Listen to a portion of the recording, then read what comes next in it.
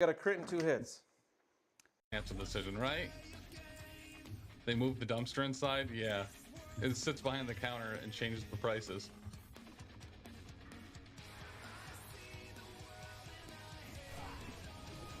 Boom, boom.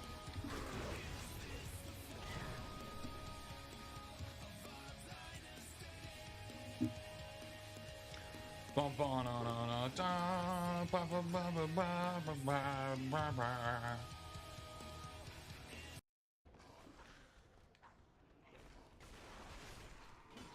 That'll do it. And just drinks.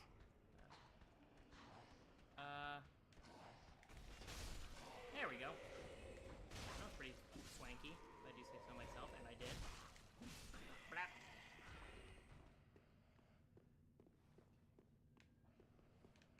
Alright, let's be a little bit.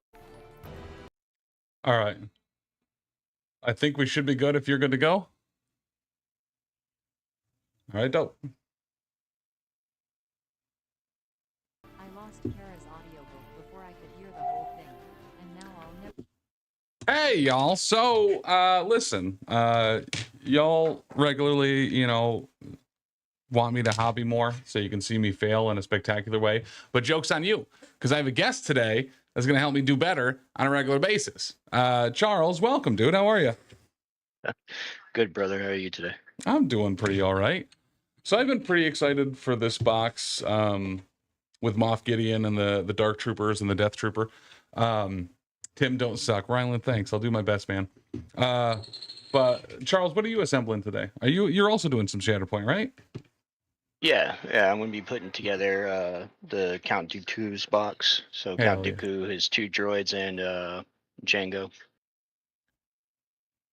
All right. Well, and Dooku's just, I don't know, he's pretty phenomenal in that game. I haven't been playing a whole ton recently, but with this newest release round, I kind of, I plan to be playing a lot more.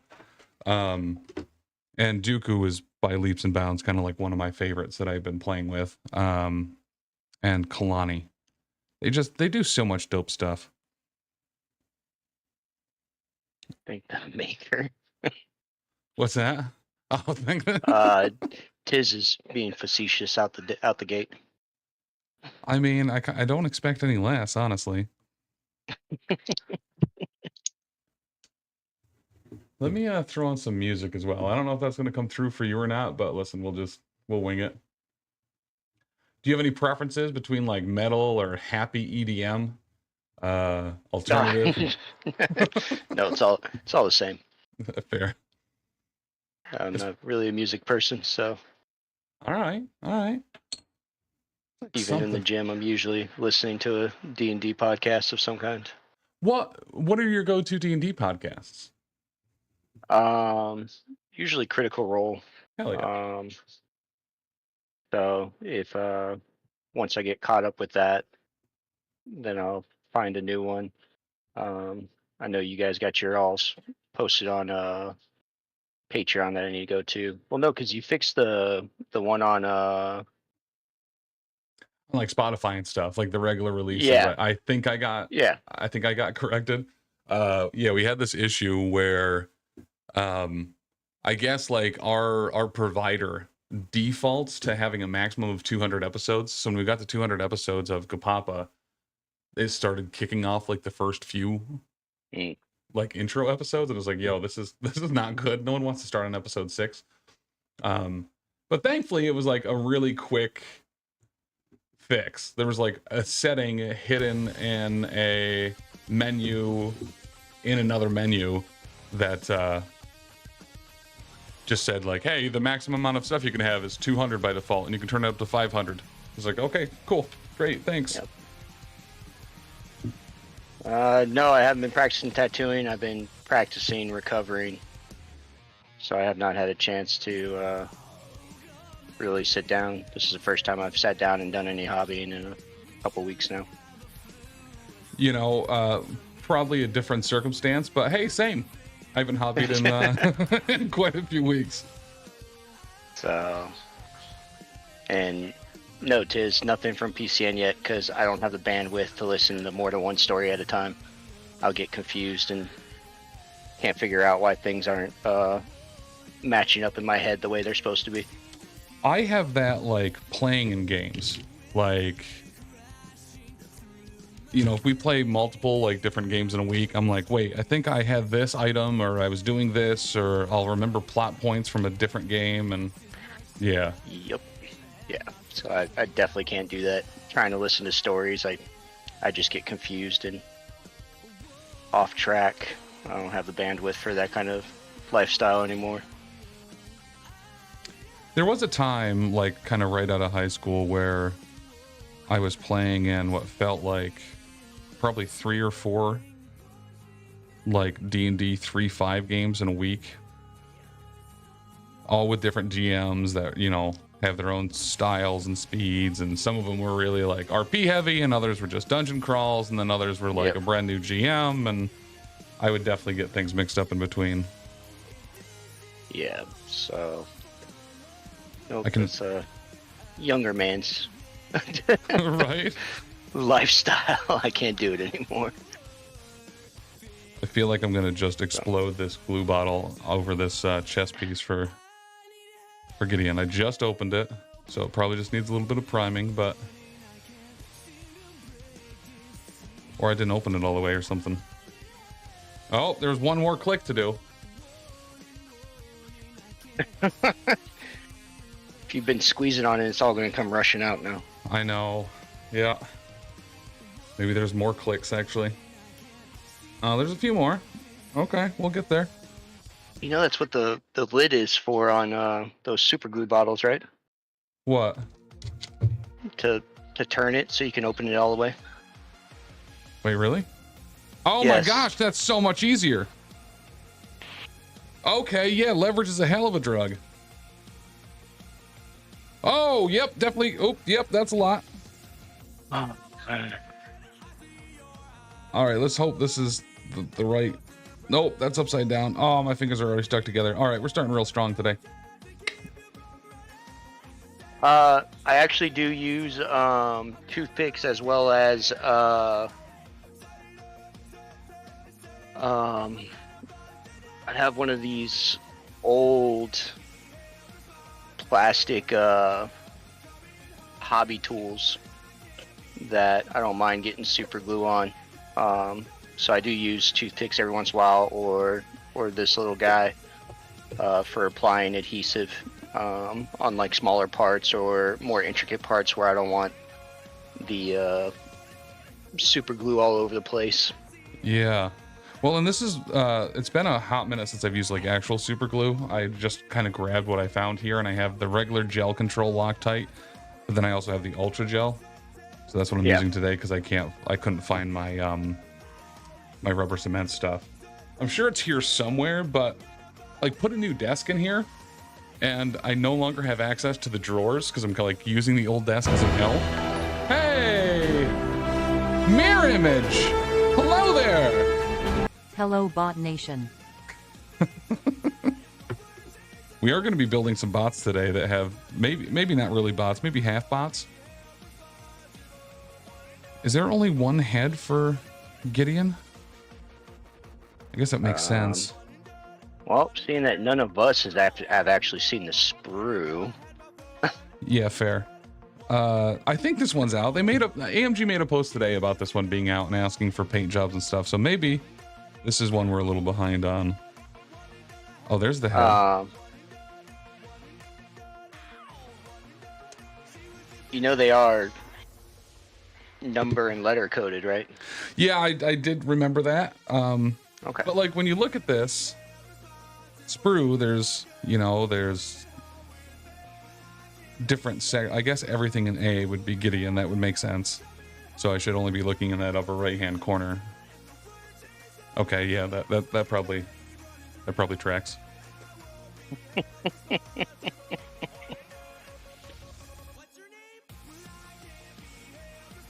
Does he have the same nonchalant look he has on the box art? Is That's that the sculpt they went with? That's a good question. Let's see. So I just added the head. I don't know if the camera's going to pick it up. Oh, nope. The head came immediately off into my sticky glue fingers. Oh, and that's definitely the wrong way. We'll get there. We'll get there. Yeah, I don't think that's going to pick it up really well, but... Focus on it. Camera. It tried. It gave it a valiant effort. But... there it would be. I guess it is... Yeah, it's kind of head tilted to the side. You can definitely tell, like... Oh, I lost it. Never mind. Found it. Yeah, I think so. It's a little less nonchalant because, like, in the box art, he has, like, the hands on the hips. And the model has him, like, pointing a gun at someone with the dark saber, kind of laying behind... Not laying behind him, but... pointing down behind him.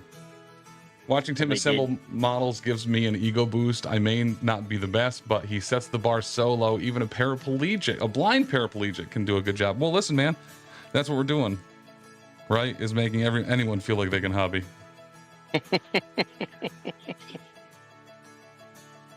So I want to do the Darksaber last because I feel like if there's something I'm going to break on this model, it's that. Yeah. I don't think you will, because the even the regular like lightsabers are pretty resilient. Yeah, we did an unboxing stream with that first core box, and people were all hot and bothered about whether the lightsabers were going to break, and I bent that thing pretty far, and it had no issue. Yeah, it's rather impressive. All the different models I put together. I mean, with some of the more sturdy models that I've broken while assembling, I was impressed with it. Yeah. So I remember years and years ago, like Warma Hordes, having to swap out like the poles for weapons and stuff with metal bars. So the fact that they can craft these lightsabers where you have to pretty much intentionally snap them. Yes. Yep. Is very well done. Or like if you're just straight up not taking care of it, you know what I mean? Like if you're putting it in a box with a bunch of other models loose, you know, you might have some breakage, but yeah, that's how I'm gonna send Tiz all of his models. I'm just gonna throw them in a box. And... just cut open like an orange juice carton and call it a day. Throw them all in there.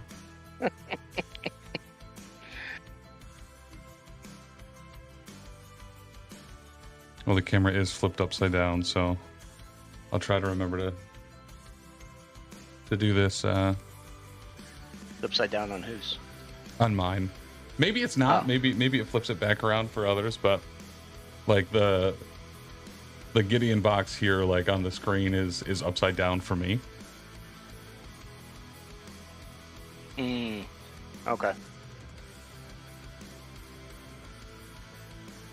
Yeah, there's a setting for that. There is, but like if I flip the camera, then it's gonna have any words reversed. So like I did that initially, and I was like, now everything on the box shows like Professional Casual Network. backwards. Where the worst part about watching you Tim don't Hobby flip is the image, everything. you rotate it. If you rotate it, the words don't flip. So, but I'll walk you through that later.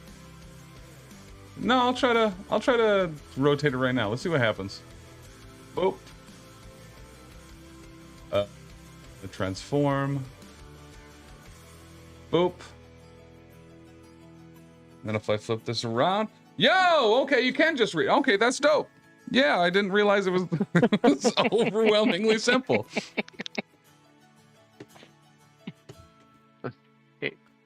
It's a fair assessment. If I can make something work, it's very simple to do. Well, I feel like the solution is always easier than I make it out to be too. But most of my technical experience is just, you know, dicking with it until it works. With only 140 characters, I need to be very judicious with the eloquence I drop on y'all.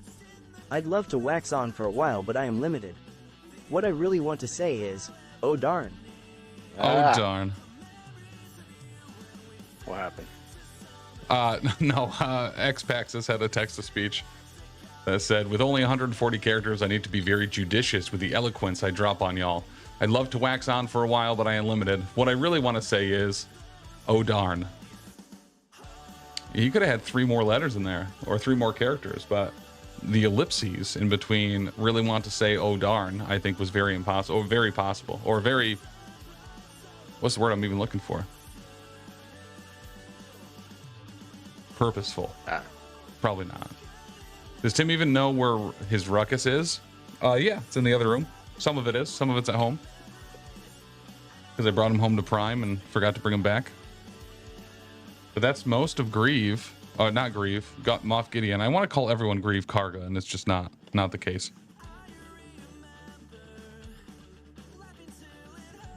Because really, at the end of the day, there's not a role Carl Weathers couldn't kill.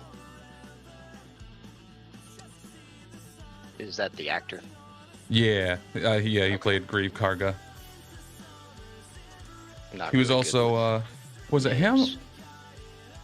Who's the guy from Lethal Weapon? That's not Carl Weathers. Oh, Carl Weathers was from Predator. With Arnold.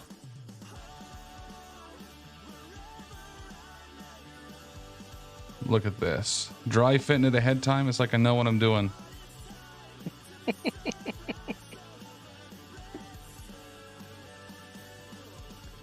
Man, that is a very small nodule on the back for that cape. It's not going to be as much penetration as I like while putting on a head or something. Okay. Yeah, it has like this tiny little nub that fits in like in between the shoulder blades of Gideon to attach the cape. Are you, since you're using super glue, are you scoring your surfaces? No. I should have. I forgot about that. What's the best way to score it? With a X-Acto? That's what I use. So let's see.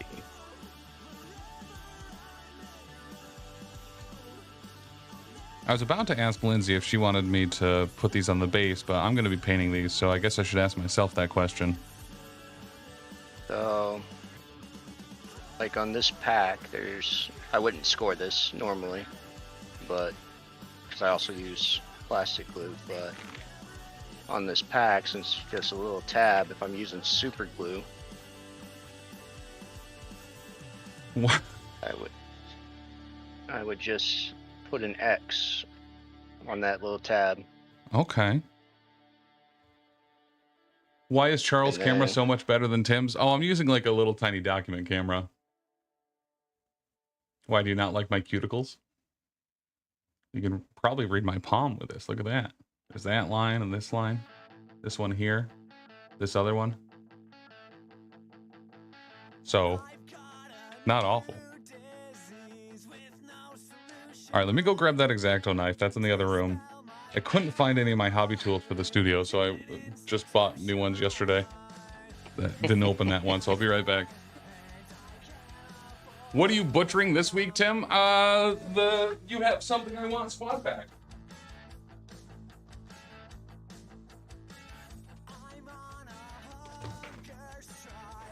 And his name is John C.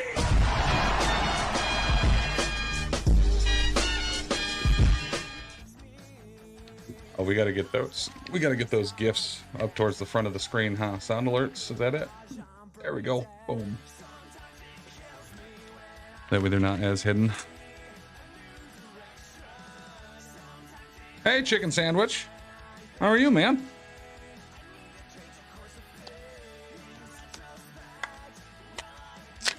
There we go.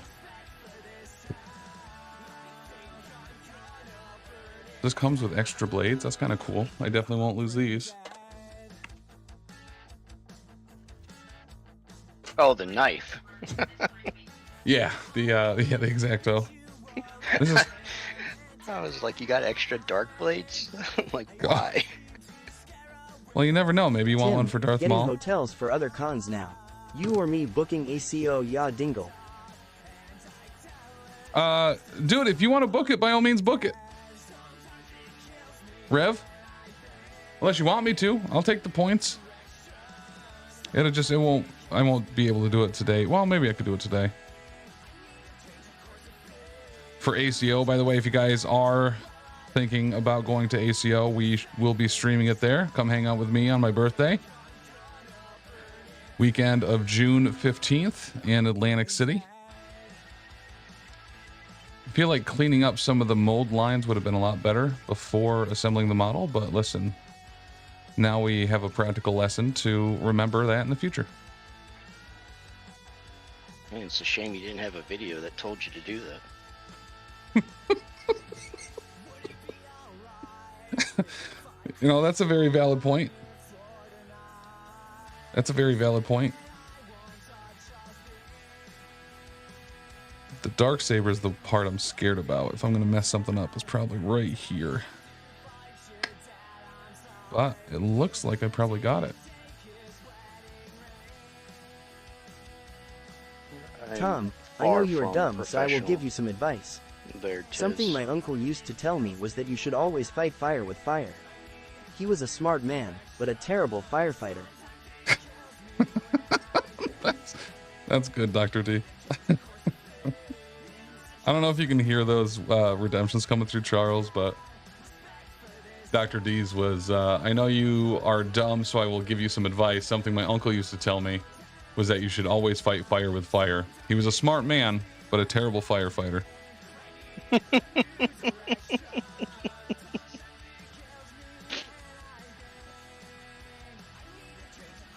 All right, so that's Gideon done. Oh, nope. One more line here on the cape. It's probably better that this is sharp. That way I don't apply pressure and just break stuff. Are you working on mold lines? Yeah. Back of the blade.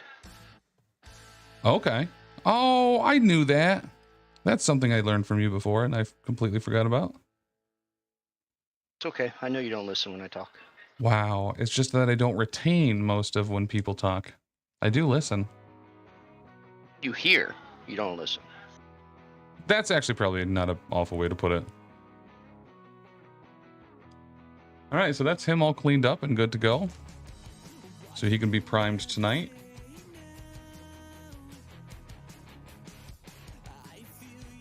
Set him down very gently here.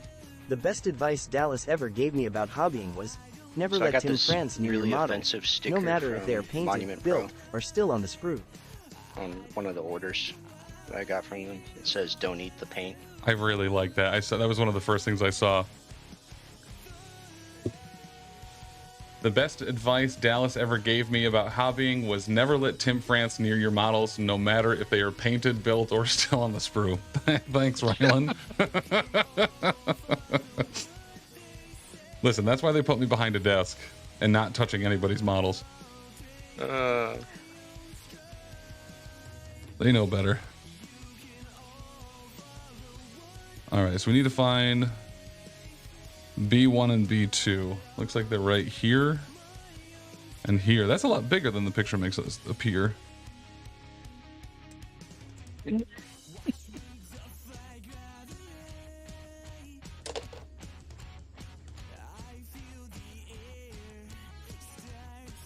Ah, man, what was the first thing I asked you, Tim?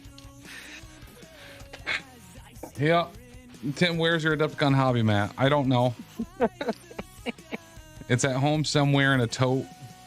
We had there was an easy one to find initially from the totes. But we had given one away on one of the giveaways at Adepticon. To Heather, who was a local. Tim, you put the ass in assembly. Hey, thanks, man. I've been working out, chicken sandwich. I appreciate that. You can't, as they say, you cannot hobby correctly if you don't do your lunges and squats. So, it's a good point. Tim, you made me get you one. Not true. You did give me one. And then Cliff Jumper gave one away on the Shatterpoint stream. And it was to one of our locals. So she was like, hey, so I think I won some like Shatterpoint mat thing. And I was like, was it the hobby mat? And she's like, I think it was the thing that Taylor uses. And I was like, yeah, that sounds like the hobby mat. So I think I have one in my car, which I think was the one Tisdale gave me. So I gave that to her, assuming we had another one in one of the totes, and I haven't found it yet. It's there, it's gonna happen. Chances are I'll probably have it tomorrow to paint these. According to this stream and who owns Adepticon cutting mats, Chuck is now John PCN. I mean, I don't know. He's Charles. Chuck just takes on such a different connotation, yeah. I thought there was somebody else we called Chuck. There is, yeah, Big Chuck from Elite 8 Showdown is our resident Chuck, but oddly enough, he also prefers to go by Charlie or Charles now. This man spits nothing but whiskey, hooker spit, and facts. Is that about Dr. D? Oh yeah, that's valid. That's a valid statement about Dr. Dizzles. He also spits hot fire. If you actually had to like count your top 5 rappers, mine would be Dylan, and Dylan. Eminem probably in there somewhere. All right, this jetpack I think is going to be the problem, and this gun. These are very tiny pieces. Okay, so I'm going to remember to hold the sprue when I clip it so it doesn't fly somewhere. What's that? Make sure you just don't clip right next to the piece. To have it not fly off? No, it's going to fly off if you don't hold it. And not the sprue. If you don't contain the piece, it will fly off. Not always, but... no, when you're cutting off small pieces, make sure you leave part of the sprue on the piece so you can remove it with your knife. Oh, that actually makes a ton of sense. Unless you have, if you have single-bladed snips, those do a better job. But even with those, I still don't cut right next to the piece. What are single-bladed snips?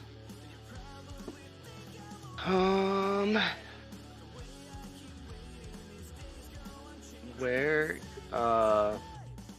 there's snips with only one blade. Like a one-sided scissor?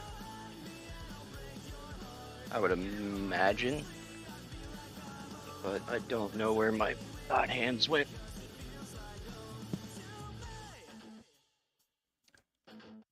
Okay, and then this other part goes... Oh, that is tiny. Where even is the chunk is right there? Okay, so it does attach to the waist here. All right, let's try it before we lose it, I guess. Okay. I feel like the tiniest glob of glue I could get on there is bigger than the piece I'm attaching. Oh, I don't know if I'll be able to get a good enough picture. But so these are what I use for my Gundams. Okay. The brand is called God Hand, and only one side has an actual blade. The other side it just presses against. Oh. And it makes a cleaner cut. So like these snips will only ever be used on Gundams.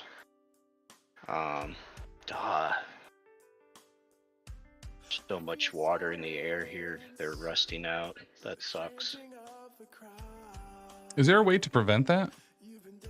Like, you just oil them or something, kind of? Yeah, you say you have proper maintenance. I oil them and clean them like I know how to.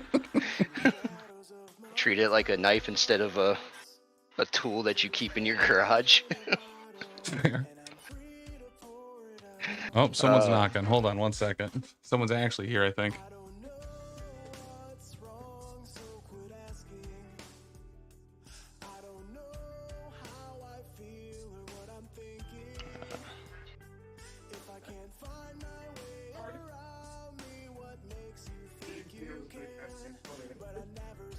I think it was someone.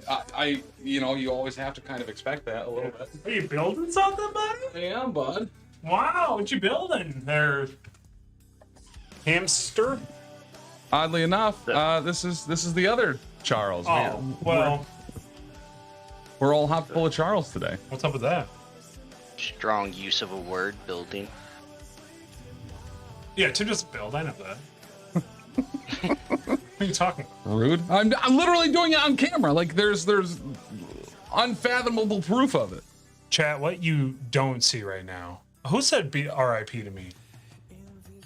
So Dr. D likes to call Charles Chuck. Right. And I was like, I don't like that. It just doesn't. Yeah. It doesn't fit for me. That's not okay. So then, yeah, Tisdale, your best friend. Obviously said. Rip big Chuck, long live medium Chuck. Mr. Tisdale. Mr. Tisdale. Yeah, that's the last time I show him any sort of respect. I was just trying to be nice, show him a little respect. It's nice to respect your elders. And he's just like, don't you ever call me that. I'm surprised he referred to me as medium. Right? Regular sized. Regular sized Charles. Regular sized Charles, yeah. It's Big Chuck, regular size Charles, and then little Chucky. I guess he just didn't want to call me a dwarf or anything on stream, like he usually does. Well, that was nice of him. Even rocks can sometimes be squeezed for milk. Do we not get slammed for copyrights with this banging of music? So this is actually specifically DMCA free emo music. Yo, this is legit. Right? It's not bad. Hey, I brought you a little snack, buddy. Oh, thank you. What is this? This is a protein lava cake from the job that I work at. Yo, look at that. Yeah. So that's Vasucre. Yep. Vasucre or Vasucre? Vasucre. It's a made-up French word meaning vegan sweets. It means that you'll go Vasucre when you try it, because it's so good. I'm gonna tell my boss that. She's gonna love it. So this is vegan? It's vegan, gluten-free, soy-free, no refined sugar. Yo, that smells really good. It's essentially a breakfast lava cake. Its base is black bean, so it has 12 grams of protein, oat chocolate. You heat it up in the microwave for about 9 seconds. Pretty good. It's pretty good. So I think we go at this with a sprue, right? I think that's that's what I would do. It actually works really well for you. It's been sitting in my car for probably 20 minutes, so it should be nice and warm. Yeah, that way I can it's like eating a wing flat, right? Yeah. See, it connects right to it. Yeah. Oh, it's like if you're gonna eat dirt. I was like, oh, maybe he'll have to eat dirt today with some hot sauce. It's really good with hot sauce, actually. Hold on.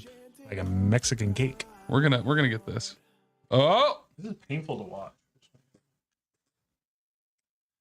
Yeah. I dropped it back in the cup. Wouldn't want to use your fingers, Tim. Not on stream. No, but because that's gonna get my hobby tools all brownie. That's true. It gets super chocolatey. A little cacao nib on top, oat chocolate, keep it vegan. Maybe if I stab it with this, it'll stick better. Or cut the 2 prong pieces off so you have a smaller surface area instead of a giant circle. Ooh.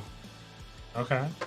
I don't hate that. Like a claw game here? So here? So cut here. Yeah. And here. There you go. Oh, it'll be like a fire key. Almost. Yeah. Like a set of tongs. Yeah. Yes. Or not a fire key, but like the key to a fire extinguisher. All right, let's try this. Are those not keys that are constantly lit on fire? I don't know what fire extinguishers you're using, but they require a key. You need to find better ones. I think we twist it like a pasta, right, to get it on the fork. I would use a fork and then a spoon. Yeah. All right. I think this one's actually looking pretty positive here. All right, get it to your face. There you go. Wow, that's good. Yeah. Sweetened with dates, a little agave. What are the little slightly crunchy bits? Those are cacao nibs. Okay. Yeah. Yeah, that's legit. It's like 98% cacao. Cacao right in the kisser. Actually, probably 100% cacao.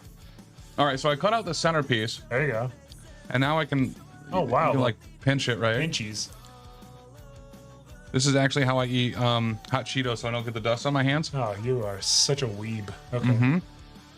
I'd say everybody go give us a follow on our socials, but I know what happens because I've seen the 5-star reviews on other people's shows.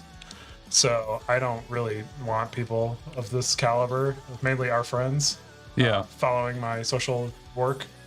I'm terrified to know what they'll write. Ron, I want Ron to know that the Rate My Professor score is still up there. There's nothing quite like leaving professor reviews that are actually just 5-star reviews for Elite 8 Showdown. Yep. Thanks for that. I have students that still ask me what that means and what it is on a regular basis. So it sounds like you have a constant influx of new listeners. You would think, and yet the downloads don't change. So. Weird. This is the most success Tim has had with anything sprue related.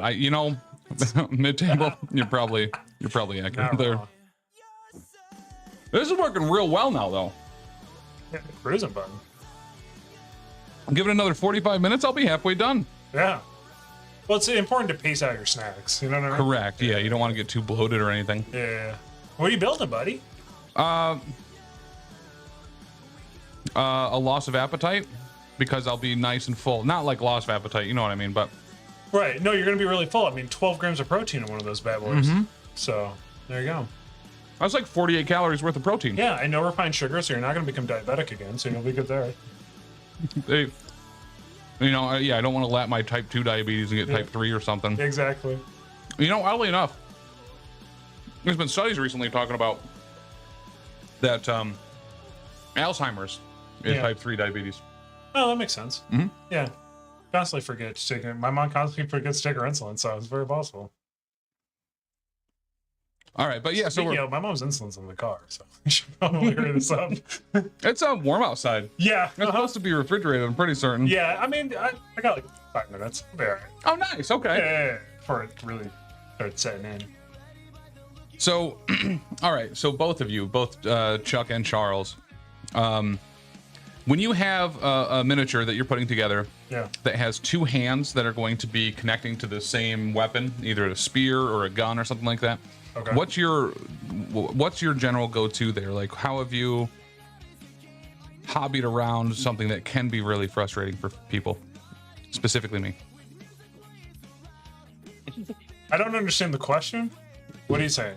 Show me. Show me with your hands. Right here, right? So you have a gun arm here. Yeah. It's going to connect to that hand. Oh, I see. So like a Termagon with 2 hands holding a gun. Right. So the arm is missing. So the hand is attached to both hands are attached to the gun, and you have to line it up. I usually go gun arm first, and then I line up the other side to it, and then put it in the socket. Granted, I always have a little gap occasionally, but... How about you, Charles? So this is where plastic glue really helps, and super glue. He has a point. I put both arms on at the same time, and then hold them for a couple seconds to where they line up, and it also gives you the leverage to lift the gun up or down, depending on the shape of the model, like the way it's looking and whatnot. So you can do the same thing with super glue, you're just going to have to be faster. Okay. Yeah, he's not wrong. Sorts. I think personally that people who glue the arms before they put them on the body together are either geniuses or sociopaths. I just haven't figured out which one yet, because it's a keen eye and a steady hand, Tim. Now, keen eyes means that it crits on a 19 instead of a 20, right? Oh, I already messed it up. Correct. Yes. Twice. I'll just keep dropping it, actually. Yeah, that makes sense. I really like this set. This is a dope set. Right? When's this come out? This one? Yeah. I believe it was just released. Oh, okay. I really like Dark Troopers and Death Troopers. I think they're super rad. I think Dark Troopers are like really exceptionally cool. Yeah. I really wish they did more with them, but they really haven't had a lot of time. But Rogue One. So let me ask you. Wait, were there Dark Troopers in Rogue One? No, Death Troopers and oh, Rogue okay. One. Let me ask you, Tim and Charles. Mm-hmm. If you had to essentially golden retire, GOAT, your top 2 favorite movies of all time. So number 1 and number 2, they go into the Hall of Fame.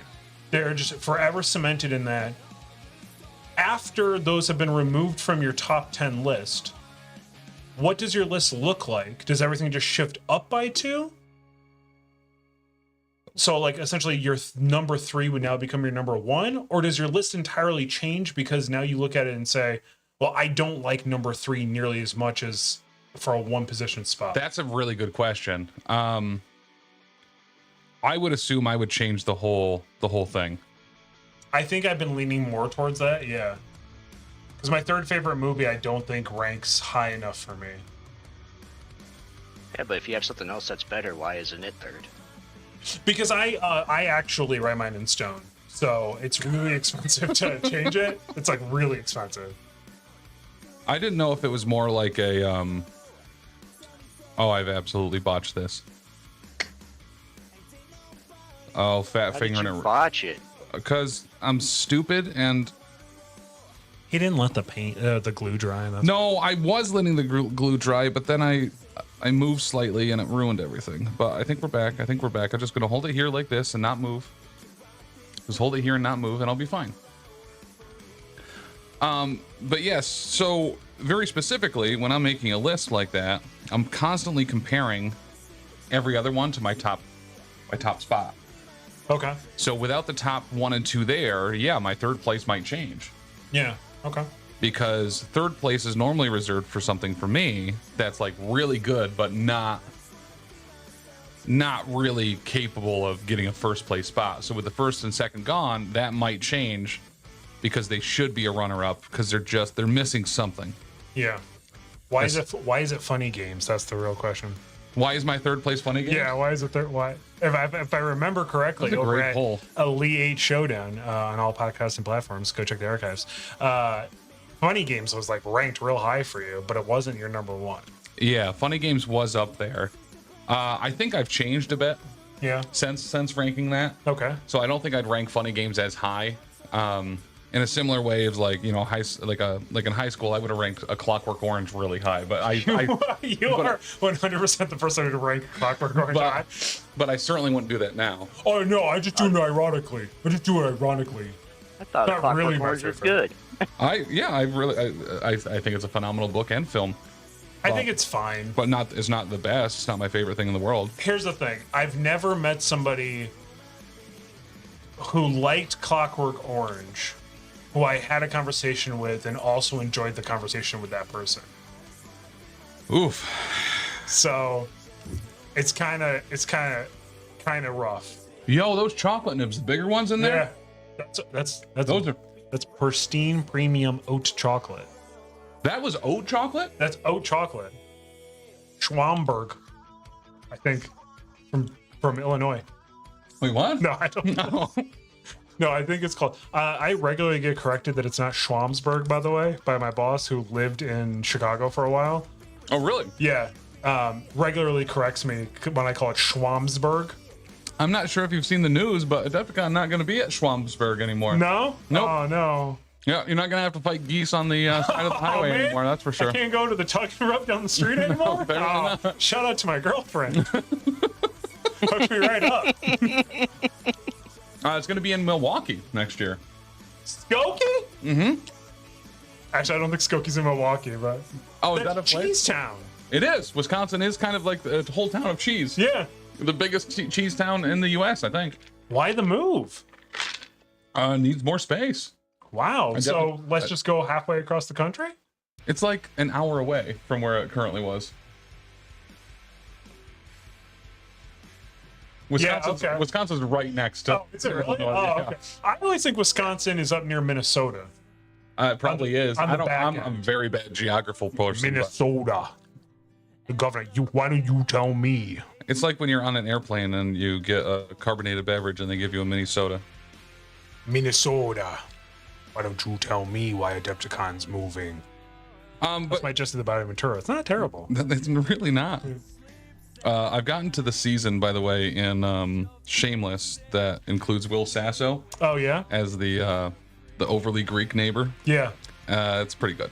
I more and more realizing listening to the Dudesy podcast why Will Sasso may rank high on your favorite comedic actors by trade. Because he's overweight and a hazard to himself and everyone around him, but not so much of a hazard that you can't invite him to things. So you would think so, yes, but it's the fact that he commits to the bit real hard. Oh yeah, to the point of almost a detriment to his own show. Which I was like, oh no, I get why Tim likes him. That makes a lot of sense. I don't know if you've seen any of the streams recently, but Richie has been redeeming things to have me do impressions of people. Did you do one of me? Do you want me to? Yeah, sure. So you might not get all the shtick right away with this, but I'll do one. All right. My name's Chuck. I make vegan ice cream brownies. Oh, don't worry, they won't make you poop your pants. Chuck. Did you poop yourself? No. Oh, okay. All right. No. I need to know that, legally speaking. I need to know if any of my desserts have made you shit yourself. No, they have not. Okay, they've all been very delicious. You housed 3 protein truffles one time, so I needed to make sure. Yeah, I did. They were really good, actually. 10 out of 10. The name of the creature that owned Anakin? The name of the creature that owned Anakin? Annie. That guy. Oh, yeah, Watto. Watto, yeah. That's one of my favorite voices to do. No, that tracks. Oh, that's what I thought you were doing just now. So it's certainly the same framework. Yeah, no. He looks at me and he sees Watto. That makes sense. I love Watto so much. I take no credits, only money. Yeah, that sounds like you. Oh my god. Look at you. Look at you. Just cruising and bruising, bud. Wow. I'm gonna hold that here. Yeah. Because that was way too much glue. Yeah. You could blow on it. Can you do? Is that a thing? Yeah. It's really not fitting in there like I wanted to.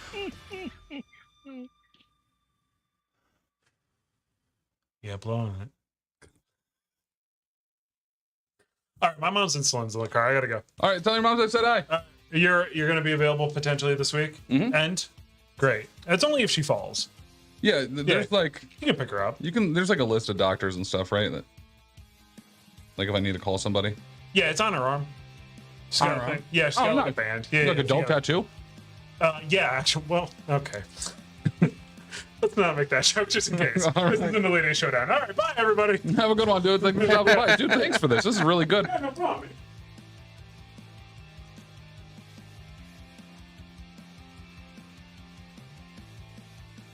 You know, this sprue actually works really well as a fork. And by really well, I mean, it functions as one. Kind of. Yeah.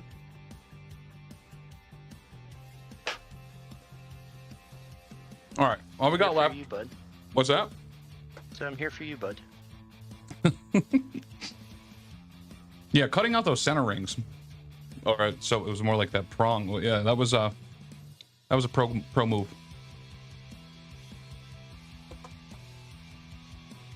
All right, all we have left is the head. This is normally where everything falls apart, so I think I am just going to leave that there for a second to finish drying. Because I feel like any time I put on a head is when I break legs off or arms. Does it require that much pressure? Does it require it? No. Am I capable of, tempering the pressure that I apply? Probably not. But we just did. All right, first time for everything. Let's go. So what's the are we just like speed painting this tomorrow? I don't know. I don't really have any particular plans for that yet. And actually, this was something I wanted to ask you. So, this box is heavy, like it's a lot of black, right? So, do I prime that black, or do I prime that a lighter color to have like highlights or something show through? It depends on which route you're going. So, because even if you prime it black, you're still going to base coat it in the black that you want your base coat to be. Okay. So, like I don't know any company where their primer black is the same as their out of the pot black. There's always a slight change in tone and hue. Well, let me ask you this too, especially for like droids. Do you prime that metallic, or you just kind of keep them all the same? No, I don't prime with metallic. I always use like a gray or a black.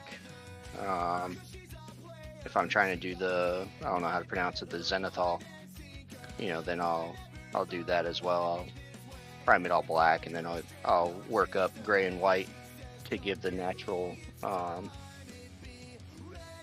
highlights from whatever angle I want to do. But it just depends on like what you are trying to. Oh, this guy has two hands. I didn't even notice. It just depends on what you're trying to do. Now, this is probably a question I've asked before and have just forgotten the answer. When you said zenithal, I hear the term zenithal highlight a lot. What is that?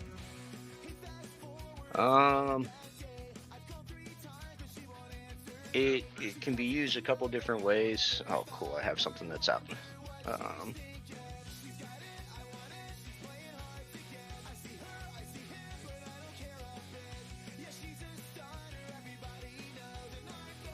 So,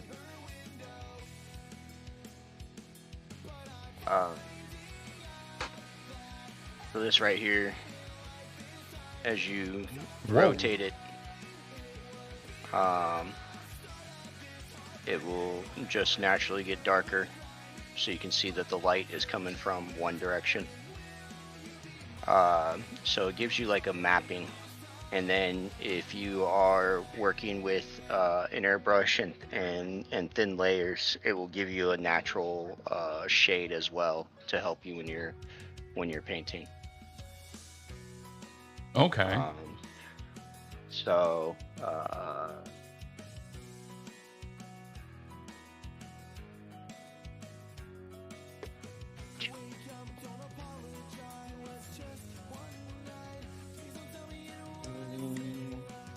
Hey Tim, they are doing a Shatterpoint at my local store. Are you going to be there? I doubt it. They're just doing a Shatterpoint? Not more than one? Oh, almost cut my finger there. You don't have any scars on your thumb, you're doing it wrong. No, I think it's brownie on it. Okay, so... Hey, Hinklemeyer. How you doing, man? And then, so, I don't know if I can get it on this camera. So this, this red on this shirt, I've only used one color. But I did the zenithal before, so when I rotate it, you can see where it gets brighter in the areas where there is white, and it's darker in the areas where it was black. Yeah, that looks awesome. What is that? What model is that? Oh, I don't know. It's just a bust that I had picked up from Adepticon a couple years ago. I can't remember which booth had it. Can't remember if it was a Scale 75 booth or who it was. That's Lindsay's like non-negotiable is getting something from Scale 75 at Adepticon each year. Yep. Yeah, I just got their Gemini model. I had to order it because they ran out real quick this year. But I got their Gemini model. My daughter wants it, so. Nice. The thing's gonna be a nightmare to put together. Is it like interlocked twins, or like how is it kind of set up? Oh.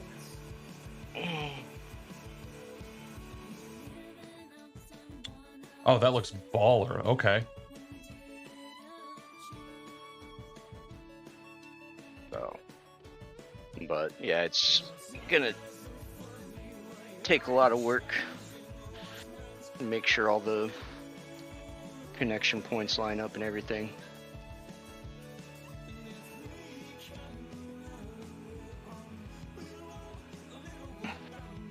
C5, C6. There we go. Man, this has so many little tiny parts. Man, Gideon was really nice and simple.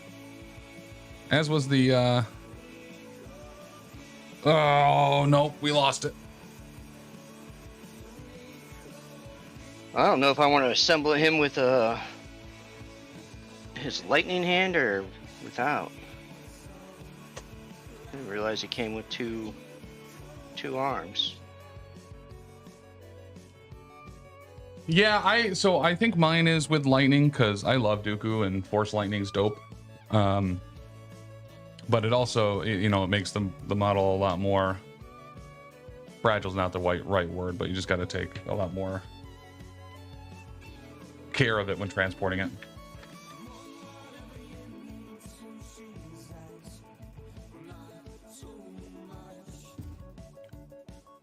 Okay. All right. I mean, I brought Tiz a lot of models, and only had one claw break off. I mean, but then again, I brought a bunch of models and most of them broke.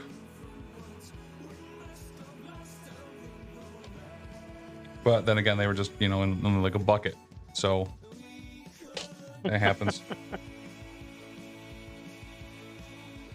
No, I threw his inside of a Pelican case. The Pelican cases are usually super nice.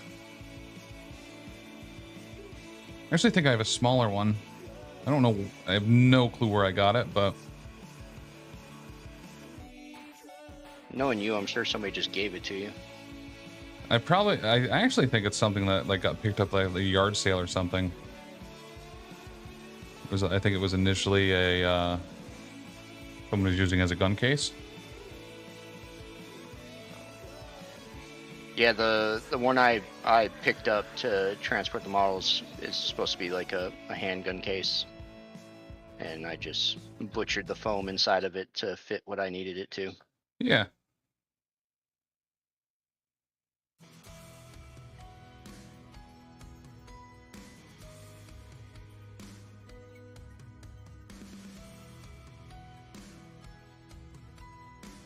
I think I might be messing up here. I think I attached the wrong shoulder part there. All these because they're not fitting in there. Capes, man. Wasn't it Incredibles like you don't wear capes? Yes. Yeah, no capes.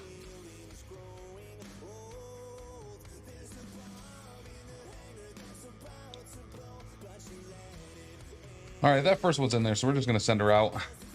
The arms are backwards. The arms are backwards. Hey, what? If he dies, he dies, you know? What do you mean if the arms are backwards? So like this model has these sections where you like attach the shoulder joint under the shoulder pad and then connect the arms to it, I think later. And I think I got them backwards because they're just not fitting how I thought they would. So that'll have the joints of the arms backwards.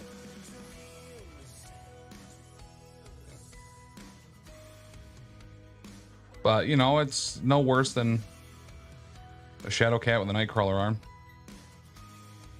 Probably. Is that what mid-table was talking about? Oh, why did he bring that up? Yeah. Oh, yeah. If I have a model with 2 arms, my main hobby trick is to not give it to Tim to build. Nightcrawler can attest to that. Yeah, I broke some arms off of some, or I lost Shadowcat's arm. But Nightcrawler came with 2 sets of arms, one with swords, one without. Yeah. And Kitty had like a arm reached forward, and so did Nightcrawler in his non-sword hand. So I was like, oh, it's in the literal like same shape or same position, so I'll just attach a Nightcrawler arm to Kitty. And I mean, it worked, arguably, kinda. So yeah, so my Kitty Pride has a Nightcrawler arm outstretched.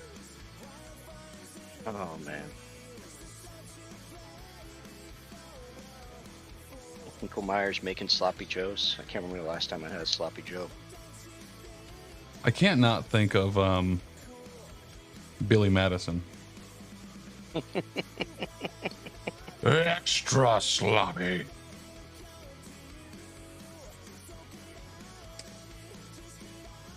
Where is Charles? Oh, uh-oh. Good point. Let me see if I can refresh that. There we go. All right. Odd.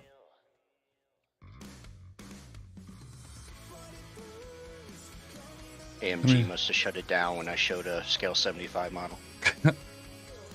I mean,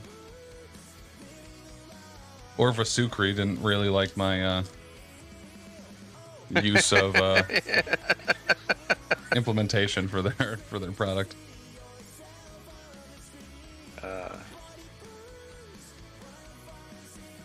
I don't know how I feel about a completely vegan protein snack. So that's the thing, is like, it's surprisingly good. Like Chuck had this, it was like the 1-year anniversary of that company. Yeah. And I went to it and they had this, they mostly do ice cream. And okay, it was really good. Like if you had given that to me and were like, hey, this is like a brownie based ice cream, I would not have been able to not assume it was just pure decadence. They do a very, very good job there.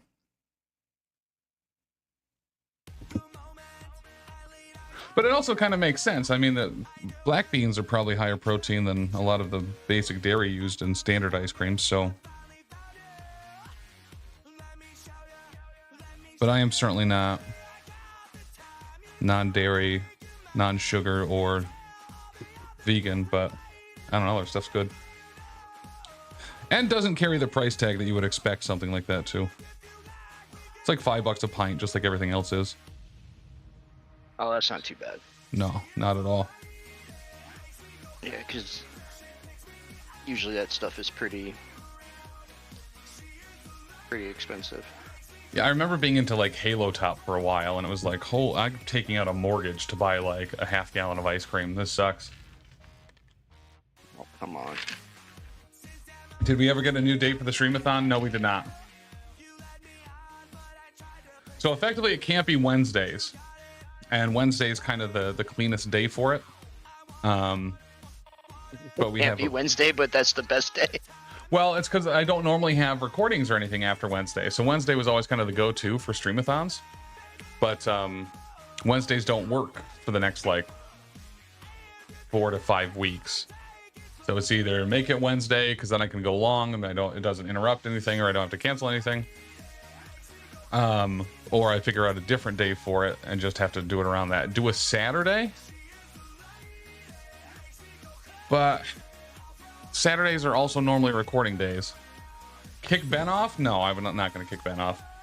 But yeah, like most weekends are like recordings, or events. Like this weekend we have a recording.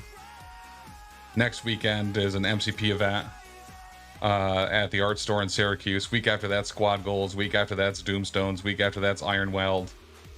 June 8th would be the first Saturday. There's not anything, but I'm sure we'll have to move a recording for something for that. And then ACO the following week. So Saturdays are difficult to pull that off. Plus, kids are home, and I can't leave Lindsay for, you know, 18 hours alone with the kids. Wouldn't be fair to her. I mean, I can. You can, but the rest of us would take it out on you. Correct. Those are all excuses. They're actually just reasons. Because there will be another streamathon at some point. I just don't know when.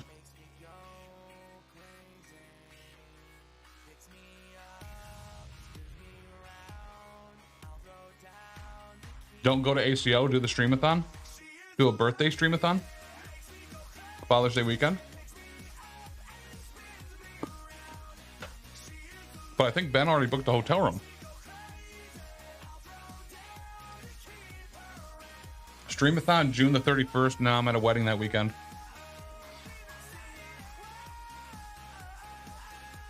And then it's Adepticon staff parties, Salt City GT, Gen Con. Saturday's eating up quick. There's no June 31st, not with that attitude. Try harder.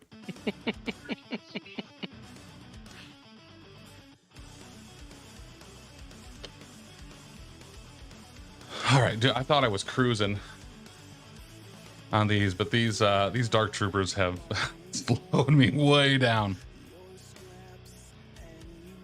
C9, C10. Where's C10? Way over here. Okay. So another rendition of attaching 2 arms to a gun. Beautiful.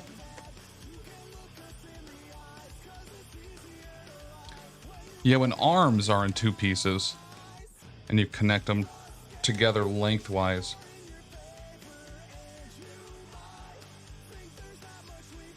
those are when I feel like I'm gonna apply too much pressure because I'm like pressing 2 somewhat flat-ish pieces together.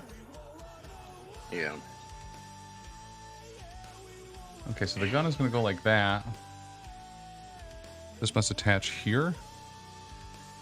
Yeah, these Magna Guards are going to be interesting to put together. Yes. Yeah, those are actually probably pretty similar to these. Okay. Oh, I guess that's why you dry fit, right? Because then it makes so much more sense. Mm-hmm.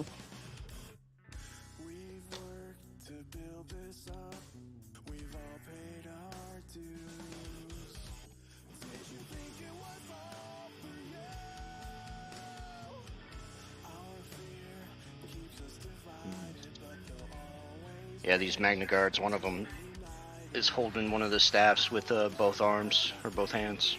Yep. I really like the Magna Guard too. Their abilities are super dope. They get a lot of crits really early as well on their expertise track. I haven't had a chance to go over it.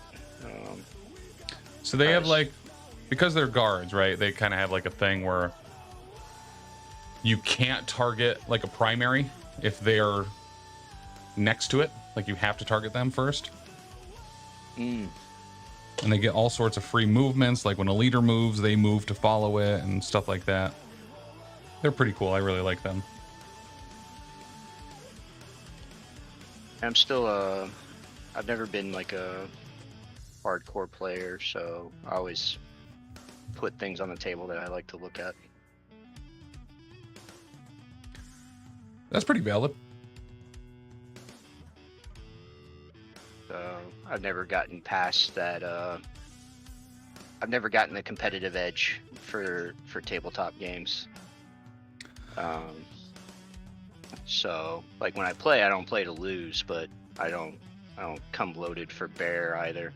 Yeah. So yeah, we played a lot of Dooku and the Magna Guard when they first were released because there wasn't a whole lot of other expansion boxes out yet. Yeah. So they were kind of like, we got a lot of regular use out of them. Well, and I love droids, so it's like Dooku's all about, you know, the separatists and moving people around, and the more droids you have, the better. Yeah, they're not super friendly though to put together. I will give them that. They look Yeah. great. They're just I I definitely wouldn't, for a first-time builder, be like, oh, here, try this box. What am I messing up here? According to chat, everything. Yeah, you know, they might be right on this one. I'm surprised you haven't taken that box and just chucked it into traffic yet. Listen, we're gonna work through it. We'll get there.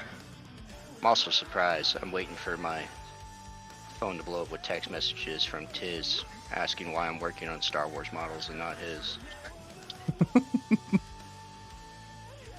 He's always super passive aggressive about it. Have you you haven't mailed me any models yet, right?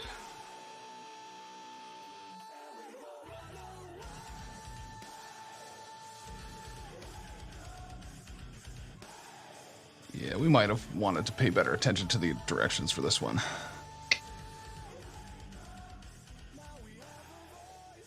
I think this is the way it's supposed to go, but you know, I don't think it's been a while for any AMG models that I've actually had to look at the directions. Like, they're pretty straightforward. I completely agree with that. Like, especially since the last few rounds we've done, like, the instructions weren't up yet, so we were just kind of going in blind, and I was able to figure it out. But some of these really small droid pieces, like, it's very difficult to tell what goes where. Scraping off detail lines. I am. Go me. I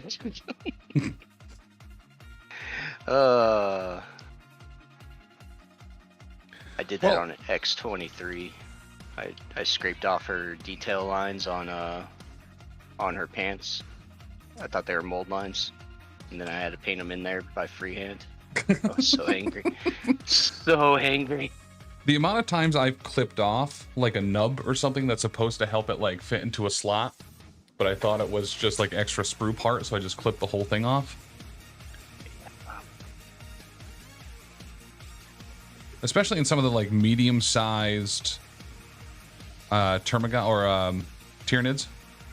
It seemed to be really prevalent there. Not in the smaller ones or in the huge ones, but the medium, like Biovores or Exocrines, stuff like that. Tyrannifex. Those, I guess the Tyrannifex isn't a medium, but... I had a buddy in North Carolina that he would always bring me his stuff for repairs.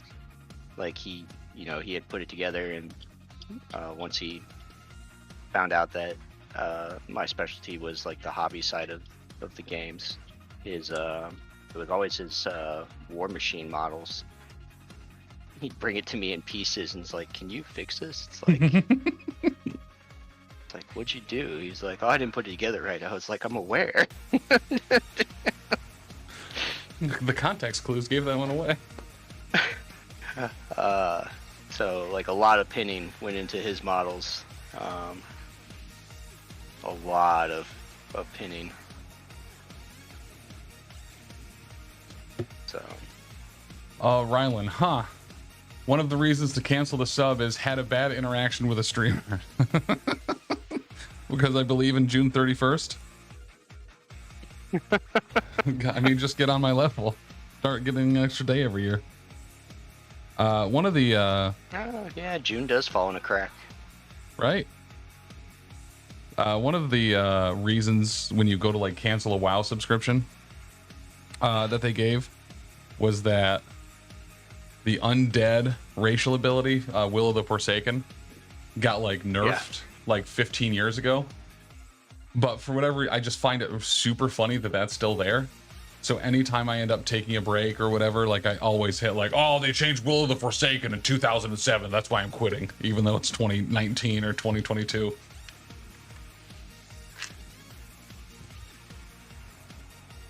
Hey, Alyssa, how are you? Oh, it's not about June 31st. It's that my model building is bad for your blood pressure. I do recall that there was several people that reached out that said, hey, my doctor said I'm not allowed to watch your stream if you're assembling models anymore. All right, here's the moment of truth. We have all the limbs together now, so we can start. attaching them to this body.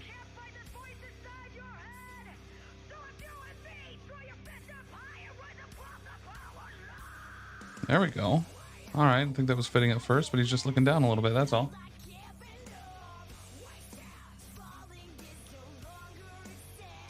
There we are. So maybe we attach the legs to the crotch first, and then we attach the crotch to the body.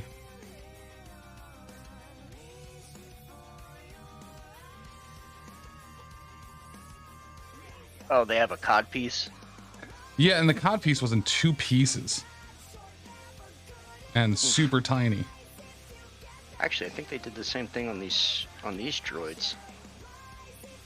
I mean, it makes sense with the really smaller, delicate pieces. Like for droids that don't have a lot of, and like... his name is John C. that don't have a lot of muscle. Yeah, and I mean... Like, I can't complain too much either with the amount of detail that they put into their models. I really can't. Models look great. And I don't know nothing about about making models to be like, oh, this is garbage, they shouldn't do this, yada yada. Oh yeah, it is 2 pieces. Who's this? Because it's like, I don't know how, like, I can't offer any suggestion that would make it better. Right. And, like, the detail's great. I just, like... Well, it's something we talked to Dallas a little bit at Adepticon this year, and he was talking about, I had asked a question about, like, kind of, how they developed over time, and, like, how models get better, and, like, what were some of the lessons they learned and stuff, and when they get into like the mechanical portion of how the models come together, like when they're printing them, and it's like the different plates, and they've added in a 3rd plate now, which gives them more freedom to do other things, but makes things more complicated. It's like, I guess I never thought about the actual like manufacturing process for miniatures, because there's an absolute metric ton that goes in it. Yep. And anybody that like does their own printing, like their own 3D printing, it's like, well, you're printing a model from a resin printer for yourself. Right. Yep. Like these things have to be mass produced. The majority of the people purchasing them need to be able to assemble them. So, and even like that Gemini model, when I started dry fitting everything together, I'm like, oh, there's a lot of gaps and stuff like that. Like, I'm not angry because, again, mass-produced pieces that, this is a hobby. Like, it goes more into it than just slapping them together. Yeah. Especially when you're working with resin. So, yeah, like, I don't have an answer, and, and I definitely don't want the answer to come at the cost of losing the detail that we have. Yes, very much so. So, like the droids, I think one of the most difficult thing about the droids is, so far all the droids I've put together, the legs don't fit in,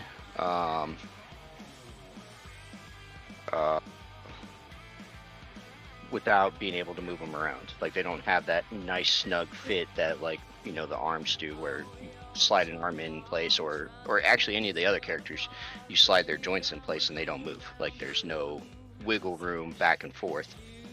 No, sorry, go ahead. Oh, with the droids, I've noticed that the legs do. Like, the legs can be, so if you don't take the time to not only dry fit it, but glue them together while they're on the base, you risk the feet not lining up on the base correctly.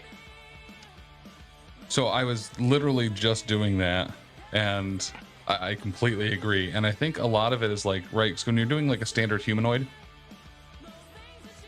like there's no gap in a shoulder joint going into a torso. But because of the way that, like, when you look at droids, it's almost like a space where it seems like sometimes the arms are like almost floating on the chassis. Yep. Like, yeah, that's very precarious to try to do. Because it is in fact not all one piece. They are manufactured.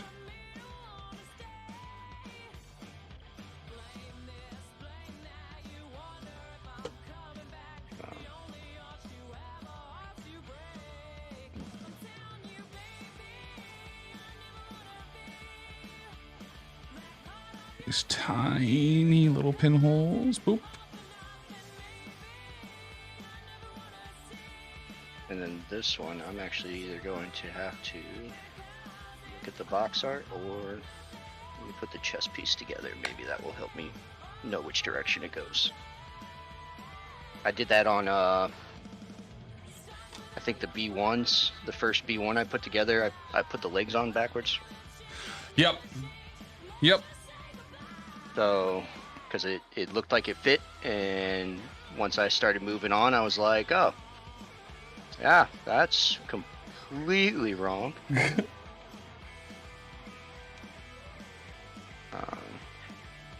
And then lucky for me, the cement hadn't cured yet, so I was able to just pull it apart, clean it up a little bit, and then... All right, I will be right back. I gotta go to the bathroom real quick. I'll be back in just a couple. Do that, bud.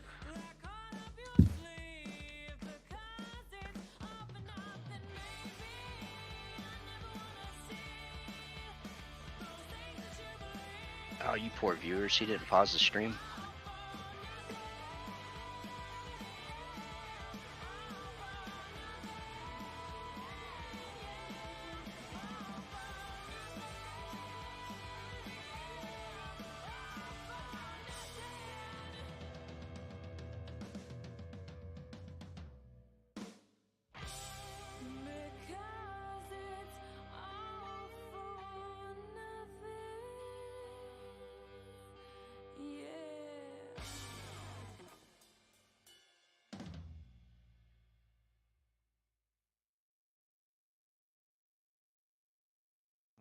Yep, that helps.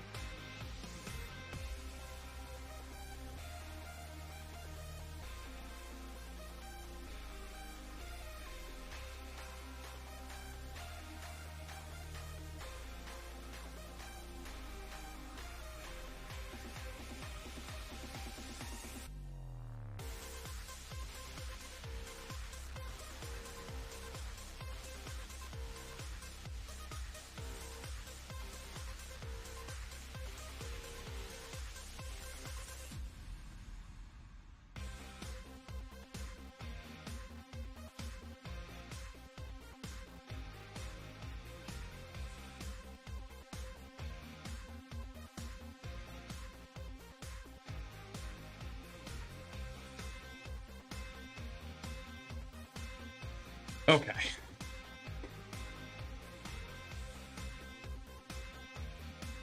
My hope is that I would be gone long enough to just let this dry so I wouldn't touch it.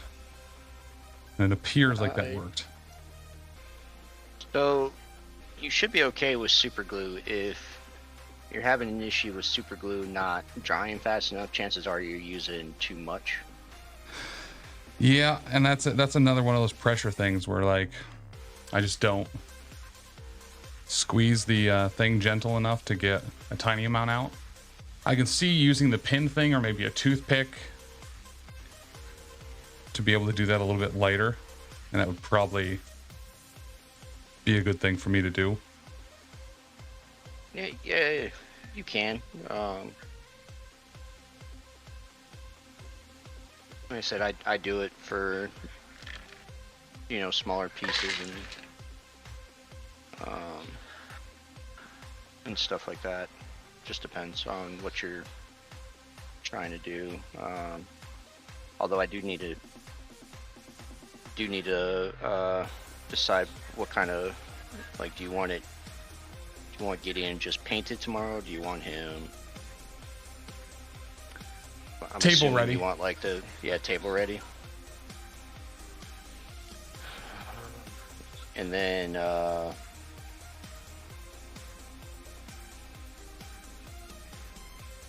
what paints do you have? Monument? Yeah. Yep.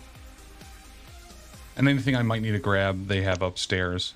And they have Monument and Army Painter and all that stuff. But yeah, I'd prefer to use Monument whenever I can. I got something that is table ready, if you know what I mean, Fry Man. 100% Dr. D.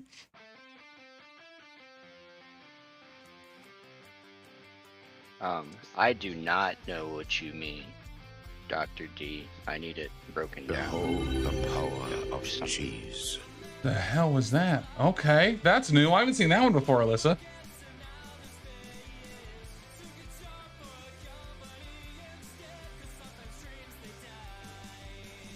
Power of cheese.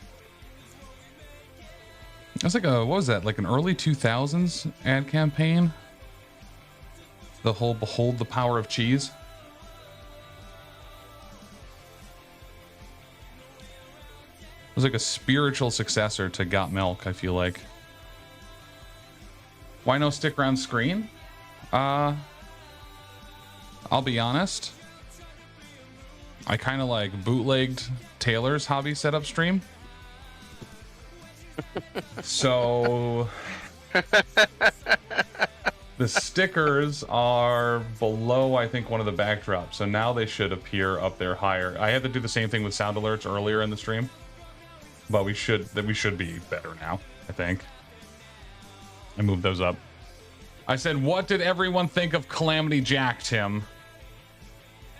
What is Calamity Jack?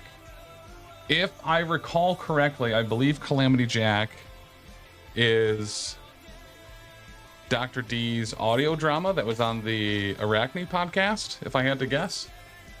Nobody knows what you're talking about, Dr. D? I did. I pay attention. I listen to Arachne. Why is everybody yelling? Everyone's, I mean, a little fired up today. I think, like Rylan said, I get people's blood pressure up when I'm putting together models or eating this protein brownie with a sprue. Oh, is that right, Alyssa? He just talked about it. Oh, get wrecked. When my body is fueled by oat chocolate, dates, and probably a lot more oats, you know, I'm nearly stoppable. What is oat chocolate? I don't know, but it's good. It tastes like a dark, high cacao chocolate, and that's probably what it is. It's probably, if I had to guess, like a high level of cacao and then oat milk, maybe.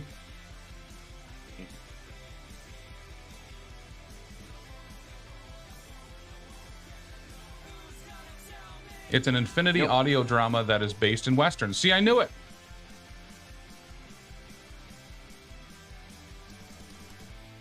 You came in here thinking I knew Calamity Jack all, but really I knew exactly who he was. Oh, what's my utensil? So, Charles actually had a really good idea. Stop saying lies like that. I was using this as a hole to try to scoop this stuff out, and it wasn't working very well. So he had mentioned maybe cutting off part of it and then using it as like a little pincer thing. And you know, it's pretty good. See? You can probably eat hot Cheetos with it too. And not get the red on your fingers. A game in itself.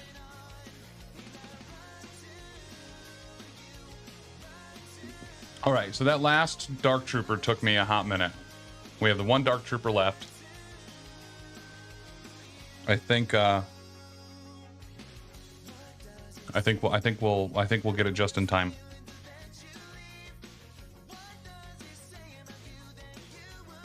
All right, so now we got to move to the aiming. Nope, that's the one we did first. Uh-oh. What's up? I think I skipped a phase. There's supposed to be a death. Oh no, are these both aiming? No. One of the Dark Troopers is like holding the gun with two hands and another one's holding it out straight. Okay. Oh, okay, I think I did it. I think I did it okay. I think I did it right. Now we're moving to the D on the sprue. You didn't mix up your Death Trooper and your Dark Trooper, did you? I did not. Nope, just the difference between the two Dark Troopers. Because they're in different poses. But I think I had scrolled down too far on the instructions on the PDF. So I might have like used some parts for the aiming one on the non-aiming one.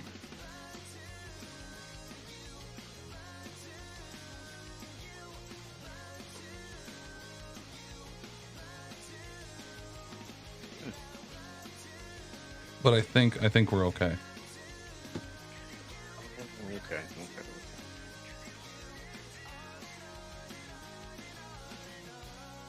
It was an attempting at inter-network marketing and dropped the ball like a hot potato. What do you mean? I knew exactly what it was. Like a ball made of dark matter that he dropped right onto his foot, fracturing his foot.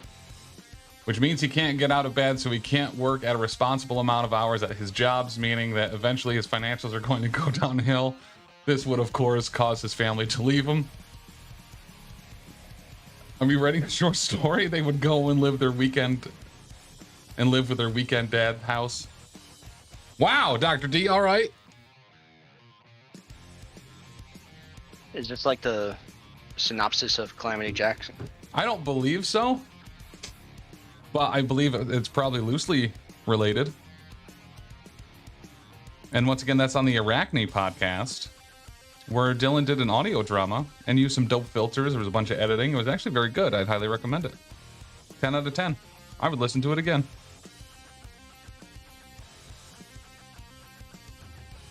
Who didn't want you to do it, Dr. D?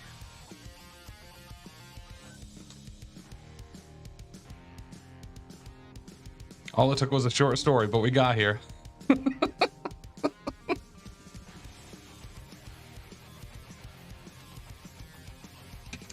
What was that though, Charles? Who wouldn't want what?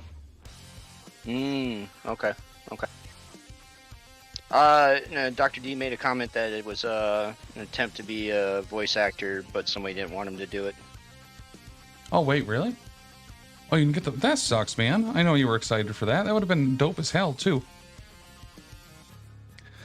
Do you want to hear my impression of Calamity Jack? Especially as I think any aspiring voice actor. Tim missed that because he doesn't read a single comment. Ugh. Yeah, that's why he's able to get more models assembled faster than me too. Because I'm actually taking time to make sure I'm reading all the comments. Trying not to miss anything. It's fine. My next goal is to get Jack as a model for the game. Do you know what Jack would say if he became a model in the game? He'd be like, my name's Calamity Jack, and I'm in Infinity, but a Western. There's no indoor plumbing here, so you got to poop your pants. It's pretty spot on, I think.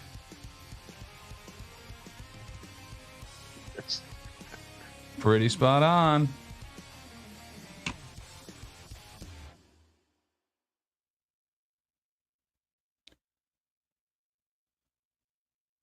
Okay, this time we're gonna get these arm joints right. I'm excited for it. Everyone's excited for it. So we're gonna, instead of clipping off both of the arm joints at one, we're gonna do one at a time. That way I can confirm what side they go on. Without having to... How long did it take you to grow your beard back, Tim? A couple weeks. Like all the way, probably close to a month. I know that you grow a mustache in like 4 hours. Oh, okay. That's not exaggerating. It's an acceptable medium of exaggeration. It portrays that you grow it back fast. Oh yeah, we definitely messed up on that first one. This one fits real snug. To the point where I dry fit it and I can't even get it back out. It fits so well.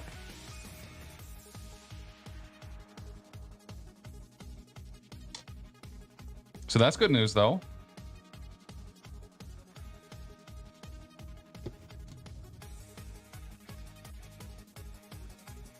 Why were you asking about the beard though?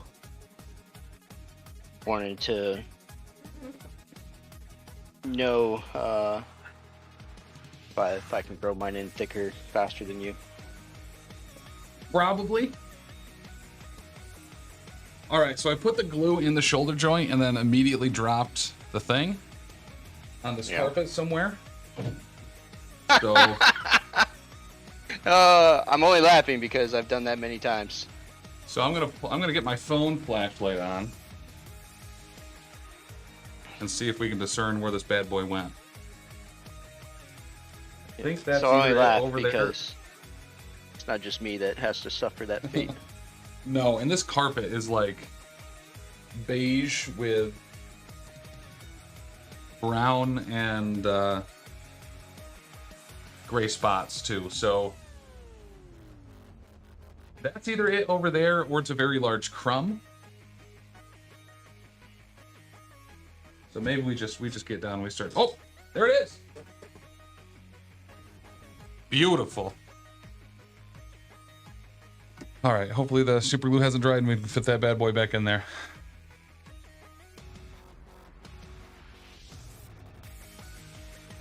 What you can do, well, you probably don't have any on you. Never mind.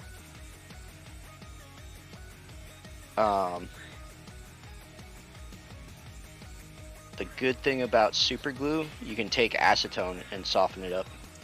Yes, we actually might have some here. But I did get it back in there, I think probably right in time, and like I said, that fit was already so good that I think we're gonna be golden. Distra golden even. So the couple of the pieces on these guard droids are super thin. I can see like light coming through the cape and stuff. Oh, that's kind of cool.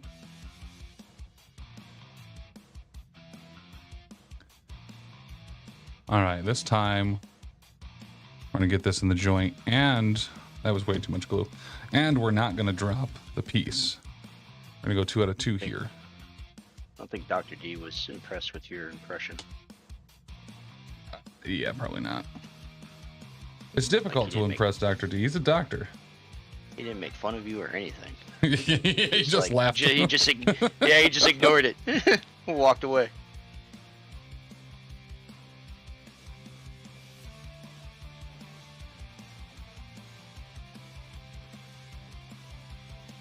Perfect. Drop that bad boy right in there and she fit like a glove. Or like an arm socket. I mean, whatever, it don't matter. None of this matters. None of this matters. You wouldn't lose pieces if you were using the official Adepticon cutting mat inside the official Adepticon hobby mat. I don't have the cutting mat, I only have the hobby mat.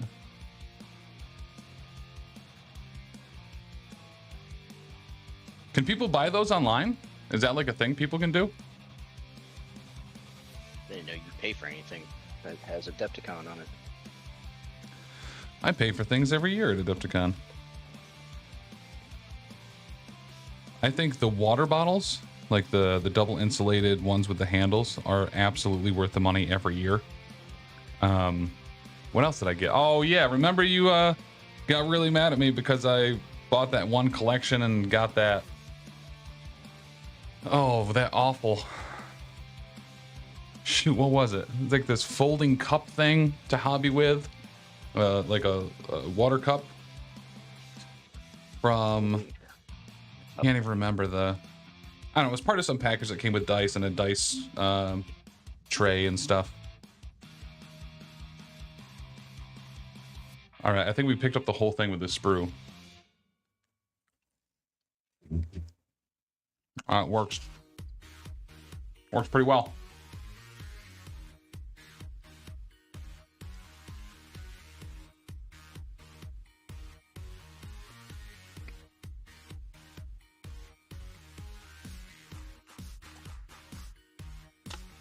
So the actual name of this product is called the Dragon Cup.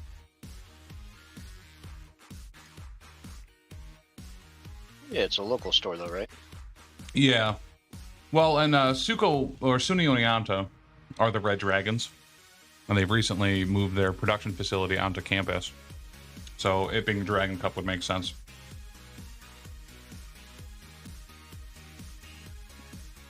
Ingredients: gluten-free oats, black beans, organic cacao powder, pure maple syrup, dates, agave, oat milk, chocolate cacao beans. Oh, the oat chocolate is made out of cacao beans, oat flour, coconut sugar, and coconut butter.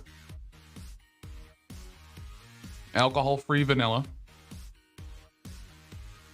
baking soda, baking powder, sea salt. All right.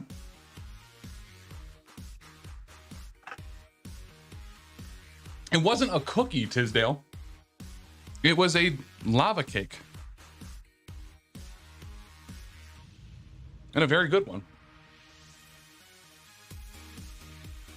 So I don't know why they don't call that coconut chocolate if there's more coconut ingredients than there is oats. Though it could be a volume thing. Oh. You still there?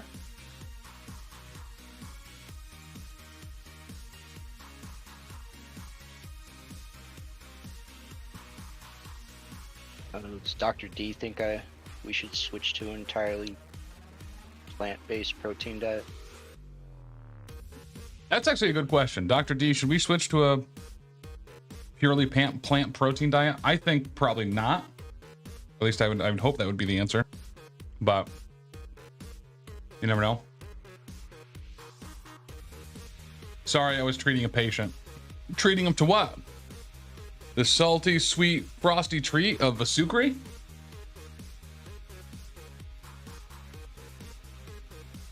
All right, D13 and D14 are going to be the arms we're putting together. Or the Dr. pieces. D, do you like how he'll plug a company that doesn't help him out in any way, but he'll just ignore you? Listen, a company that helps Chuck have a vocation, gives Chuck the ability to stop by and say hi every once in a while. And that's enough for me.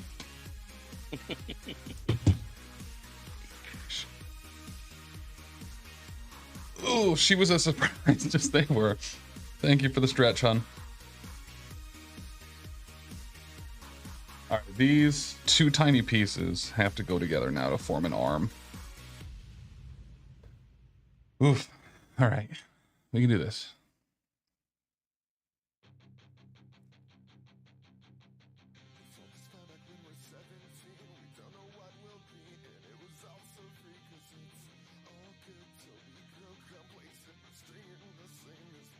Oh, there's a little slot in there that it slides into.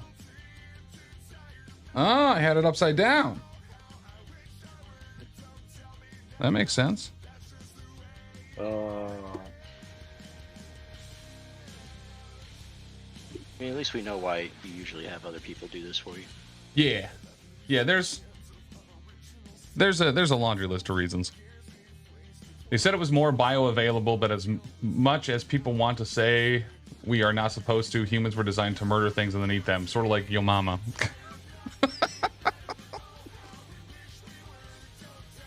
Yeah, that's been my understanding of it.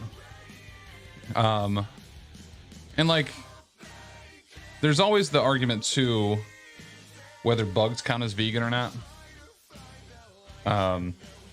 That's an argument? Yeah. Since when is that an argument?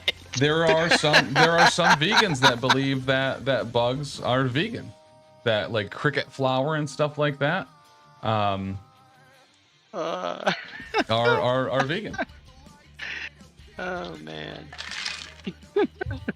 Let's Google that quick. Actually, maybe I'm talking out of my butt. Maybe it was just a Simpsons episode I saw. Are bugs vegan? Regardless of which interpretation of what animal you choose to mean, all types of vegans consider insects animals. No, that's not true. Not every vegan. Can vegans eat a bug? Simply put, no. Okay, maybe maybe the data is very clear on this. Face. Bye, Alyssa. So I'm an early adopter of insects being one of the most bio-ready and replenishable protein sources out there. Before they got really expensive, I used to eat these chips called chirps, which were, they kind of tasted like a sun chip.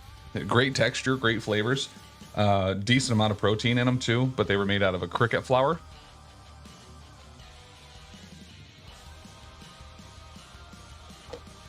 And I think there was a burger too that almost tasted like a shrimp burger that was made out of cricket. That was actually pretty good. It's amazing what people will eat when they actually don't know what they're eating. Well, and that's really it. I think at the end of the day is like, you know, if you couldn't tell and it was good and it's cheaper, it takes, I think, a ridiculous amount less of water per pound of protein from crickets as it does from beef. It like made sense on a bunch of different levels. As long as you are getting like a third or more of your protein macros during the day, I think you are hitting the high points. All right.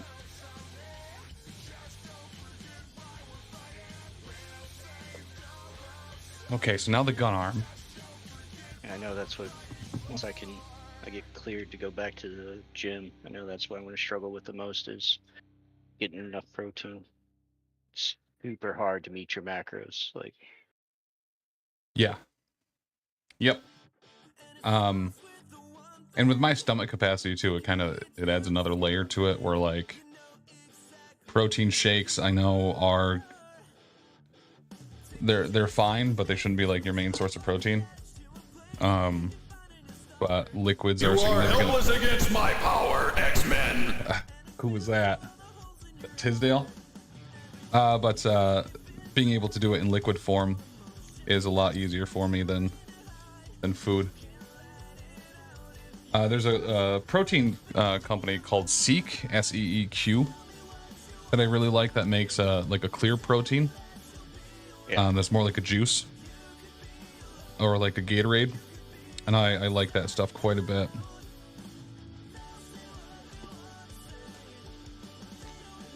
I was trying like the Kodiak brand for a while. They weren't bad. For like flour stuff, or for like yeah. Okay, I didn't know if they made drinks like or not. They make snacks and and then they have like their pancake mix and waffle mix. I mean, it's a little expensive for what you get for it. One of the big things I see a lot, and actually looks really good, are like pizzas made with like the protein dough that's usually like either regular flour, like AP flour, and then like Greek yogurt. Yep. With some non-fat or low-fat mozzarella and some turkey pepperoni, is like the macros on it are really pretty stellar. Anything that beats that 10-to-1 corridor for calories per gram of protein, I think, is usually pretty good. Yeah, Dr. D, he originally thought that you just had to hold the sprue while clipping the piece off to stop it from flying. Listen, did it fly away? No. Did I lose that piece? No, it's fine, probably. Not much hostility towards a viewer, nonetheless. Well, fair. How does this hand attach? Where does this rest? On the picture, where does it rest? Up towards the... I think this might be one where I glue the hand to this ahead of time. Because that's precarious dairy. Charles, can I see the models you have painted for me? From Tisdale? It was only a matter of time. Mm-hmm.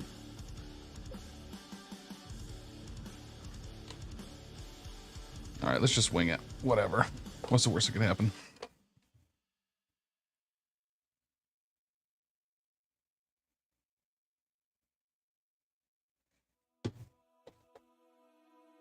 All right. So it should be fitting in here at an angle. Oh, they kind of triangulate it for you. Why didn't I look at that before? Jesus. I guess if you look at like the nodes of the actual things, it's like a little triangle thing, and it tells you exactly what way I should point. Who would have guessed?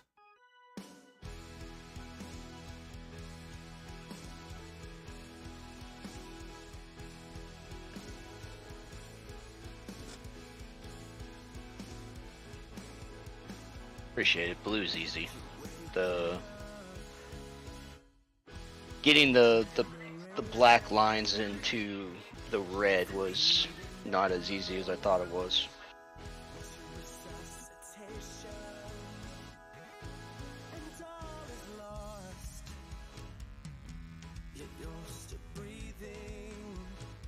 If you see him doing what? What's getting him murdered?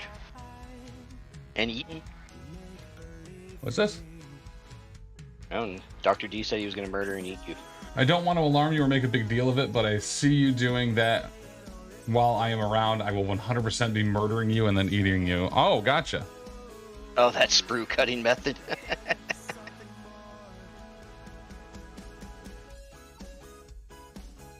Certainly one of the tamer threats I think I've gotten.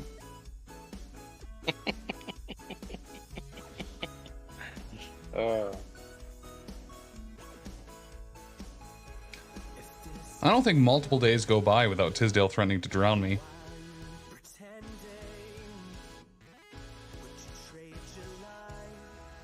He threatens to drown you? Yeah. Because I said that Chicago pizza is kind of like a swimming pool. It's not really a pizza. Just a bunch of liquid. And then I think he, Sometimes people can't handle the truth. I don't know what to say.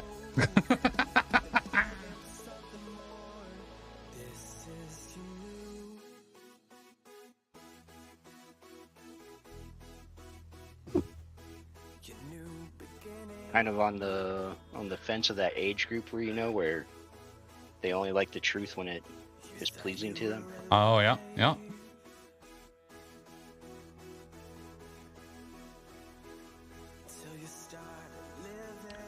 Tim, I heard you were on the last episode of Arachne. Hey, so was that Tim Toolin? That was on? I saw that post. I didn't check Discord today to see if you had responded to it, but was Toolin on?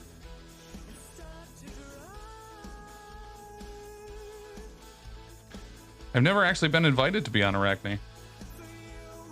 No, it was Tim from Florida? Gotcha. Well, Florida has a good version of all things, probably. Tim O'Toole, by the way, not Tool. Tim O'Toole? Yeah, that's his name. It's not Toolin. Toolin is coming. I have an interview with CB coming up. Heck yeah, Charles Barkley finally on the Arachne podcast. That's actually pretty exciting. They keep ducking, or he keeps ducking me for, wait, did I roll a wild? Then I have to find them and then murder and eat all of them. It's the whole thing. What is CB? Corvus Belly. Oh, okay.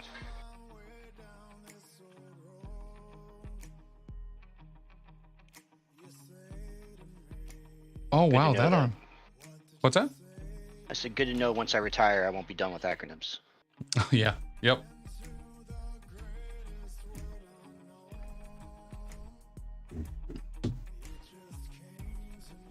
All right, we're going to try the other arm before we reattempt the left or the right. What do you mean reattempt? What'd you do? I don't know, it just didn't fit. Couldn't get it to stick. But this one actually fits in a much nicer way, so I'll do this one first and then attach it to that. What do you mean you couldn't get it to stick? Like you put glue in and you couldn't get it to stick? Yeah. Because like the joints on these ones are like, it's just a small multi-point triangle. And it doesn't fit in the way I was expecting it to, so I probably just didn't line it up correctly. But I'm going to let this other side kind of guide where I'm going to be putting that, so I have something to kind of aim it towards. Yeah. So these arms can connect. Because it's a droid joint, right? So like there's a lot of space in between like the torso and where the joint actually would be.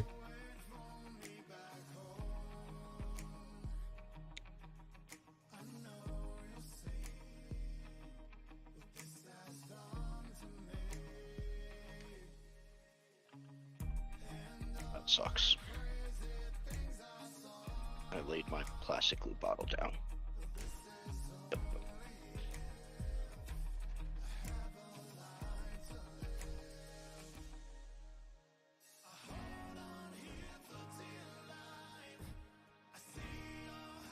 So tonight, we're actually going to be doing a new episode of Wait Did I Roll a While. It'll be the first one Taylor's been on in a long time. And Hank is going to join us as well to talk about Worlds and Adepticon and all that good stuff. Is he really? Mm-hmm.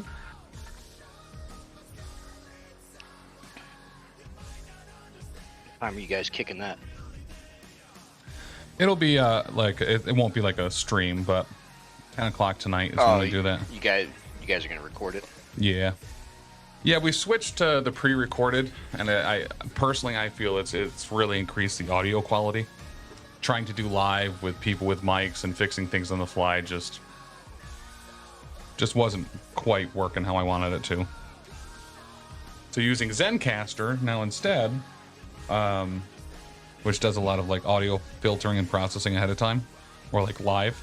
Because effectively you connect to a server and then you upload it uploads your computer's version of it from a local file versus having any digital distortion. Yep. And it works out really well.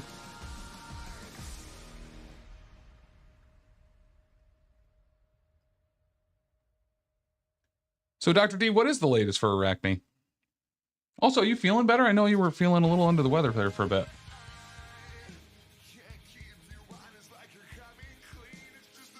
All right, so I'm going to leave that alone. I'm not going to touch it, and I'm going to do the legs and the sweets cod's piece while I let that dry and before I attempt again. Am I missing a piece of said cod piece? Where would that be? Probably looking right at it. And I was looking right at it. You ready for this, Dr. D? You ready? I'm holding the actual piece. That's what you want me to do, right? Boom. Oh no, we can't see you doing it. Oh. Yeah, I gotta get a slightly better camera set up for this so my hands aren't covering everything up all the time.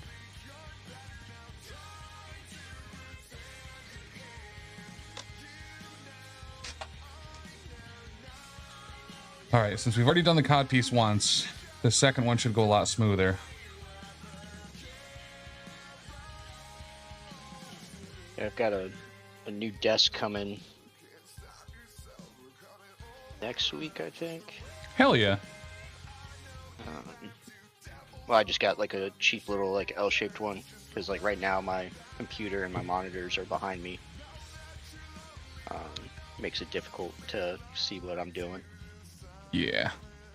I got something actually very similar recently. It was an L desk off of Amazon. It was like $120, $130, something like that. Yeah, I did the same thing. Worked out really nicely. Is it one that can go like straight or L-shaped? It has built-in like whatever's outlets.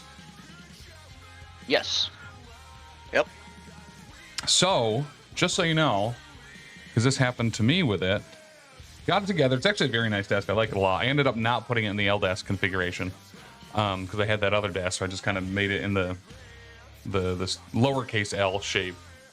And there was like one of the screw holes for the like shelf that goes above the main desk was like stripped. Yeah.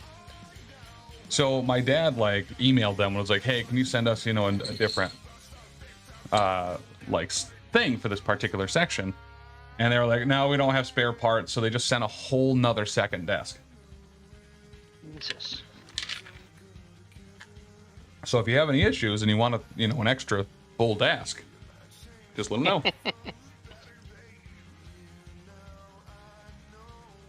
How crazy is that it was just cheaper for them to send you a whole new desk, right? Than to just fix what was wrong. Well, that's the thing, right? In some organizations, it's like if things are made to a certain level to be efficient and not kind of really handle some of the more troubleshooty bits, like it probably is cheaper or more if I guess easier or more simple to just send a whole nother new one. Because in my, I guess in my assumption, like $120, $130, whatever it was desk, like it probably cost them $50 to make, I'd assume. Yeah. So, yeah, probably just easier to have Amazon send out another one.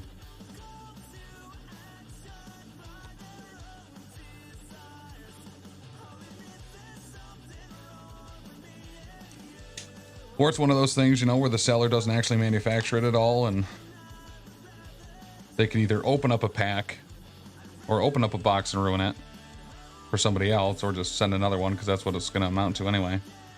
Yeah. Or get a negative product review or something, I think is probably the concern. Because Amazon's... how much companies care about, or how much sellers care about, like, their products reviews. Well, on Amazon, it's a huge deal. Like, your visibility is completely based around if you already have, like, you like legitimately can't find self-published books on there. Like, even if you know someone self-published a book, until it has 10 5-star reviews. Oh, I didn't know that. Yeah, so like it's hugely important. So like if anyone out there has a friend or whatever that self-published a book, like please go review it, because it literally cannot be found for the most part until it reaches kind of a certain threshold of reviews.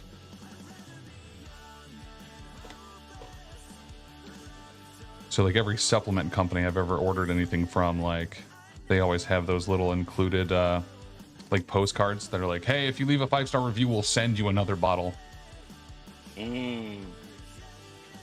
Okay. Yeah, I've left some reviews before where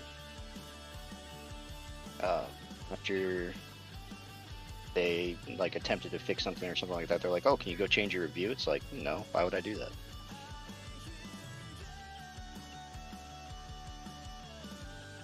Well, I think that's an important part of it too, right? Is like, you could update the review to say like customer service fixed it or something, but it still didn't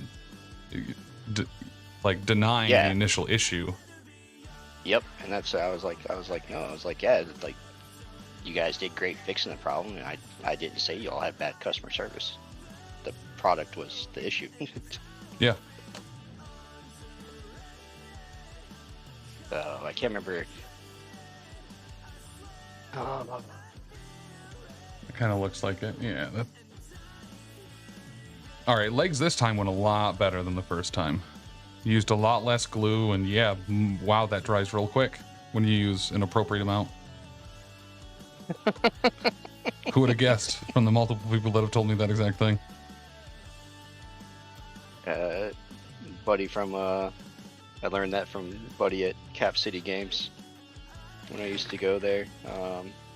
When I was learning how to like magnetize things. Yeah. Because like I'd have to put my magnets in, and then I'd have to wait like an hour, and he would put his magnets in and just be done. Like, and he'd be able to magnetize, like put the pieces together, and like the magnets wouldn't come out. I'm like, how do you get him to do that? He was like, oh, you use the right amount of glue. And I was like, okay. That was his response. So sure enough, I changed the amount of glue I was using. I didn't have that problem anymore. You know, and it's a lesson like I've learned multiple times, like, and have had it be like, oh wow, yeah, that's so much easier when I just do that. Oh, I knocked off that arm already. Thought you were dry. I literally moved away from you. So you could dry.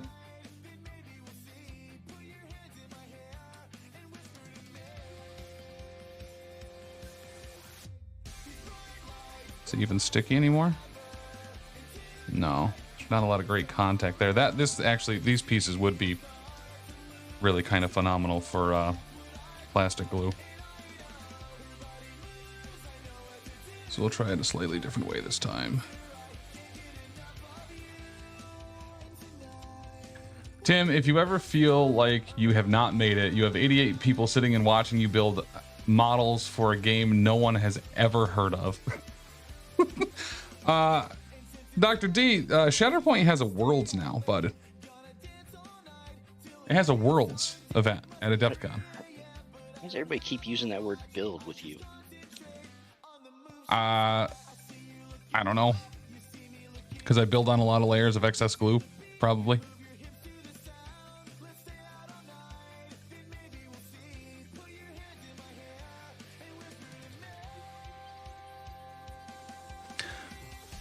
So this is a question I've definitely asked and have had answered before, but forgot the answer. What is pinning? When you say like you're pinning something up, or it took a lot of pinning, or something along those lines. So you literally cut.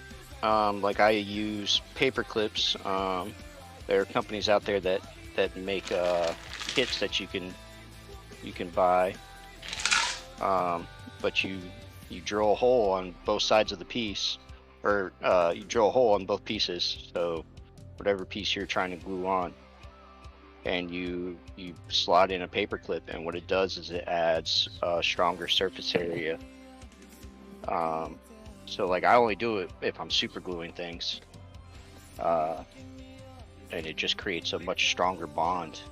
And at that point, you don't even have to worry about like the joint breaking off. What you have to worry about is past that pin.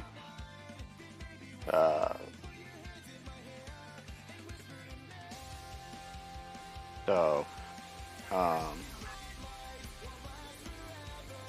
all right, so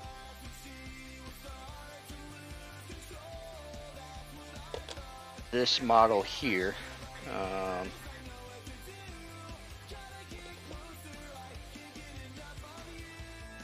this gun thing goes on like this, and usually there's a tab that sticks out, and this model's from Monument Hobbies. I got it from them, and it slides into the arm, but when I put it together, I wasn't paying attention. I was like, oh, I don't want to paint this piece together. I want to paint it separately, so I just snapped it off. So now what I'm going to do is I'll drill a hole right here, and then I'll drill another hole right here. I'll slide in a paper clip, obviously cut down to size, and then when I glue it together, it will just be a much stronger connection point, and I don't have to worry about it like falling off or you know, yeah. So that's all. That's what pinning is. So because I've seen pin vices before, and they look like more of a drill, like a straight hand drill. Yeah. So is that what you're used to, like, actually drill the hole? So, yep, I have 3 different pin vices. Exactly.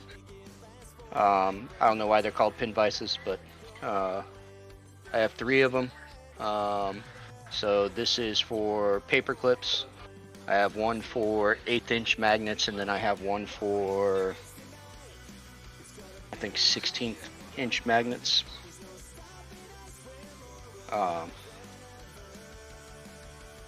And that's just because I'm lazy and I don't want to have to swap out the drill bits all the time.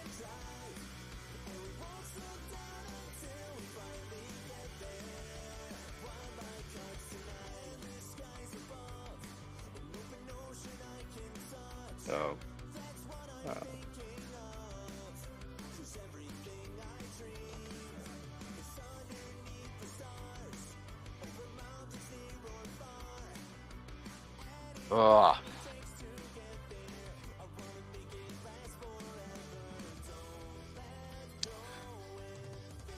I've knocked off the arm again.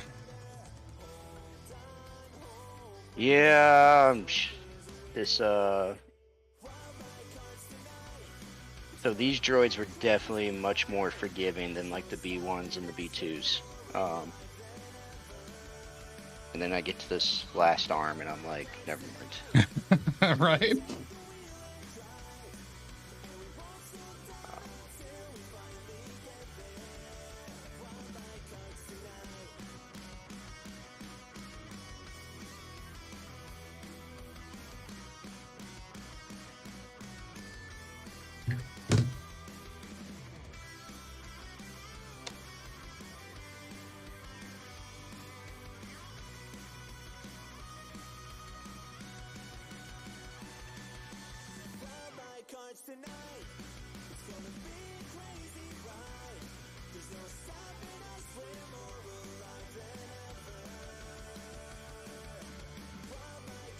I must go. Good night, fellas. Hey, have a good one, Dr. D.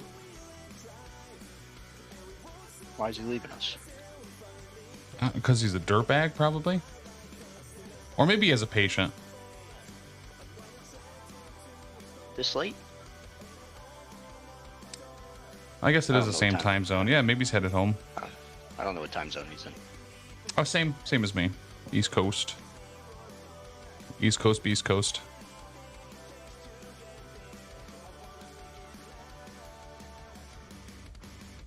This is the second Adepticon party you've been to this year, huh? This will be your second one? Adepticon party? Yeah, the cast party. Staff party. No, I haven't been to one before. Oh, I thought you went last year. I really wanted to. I had a driving friend that canceled kind of last minute. And Tisdale talked me out of just driving myself. Ooh, hateful. Right? Obviously, he didn't want me there.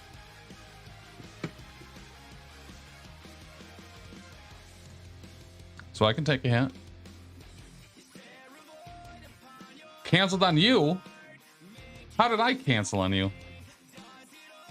I was ready to go. Oddly enough, the concern was that I was driving, the 13 hours by myself, which obviously, I've done a couple times at this point. But then after Gen Con, my flight got canceled. So I ended up renting a car and driving home. And it was from a different part of Illinois than Schaumburg, so it was even longer than it would have been to go to the staff party. Gen Con's in Illinois? Why did I think that was in Indiana? So I went back to Adepticon storage after Gen Con. Oh, okay. Yeah, broke both arms again. All right. 5th time's a charm. There are no influencers there.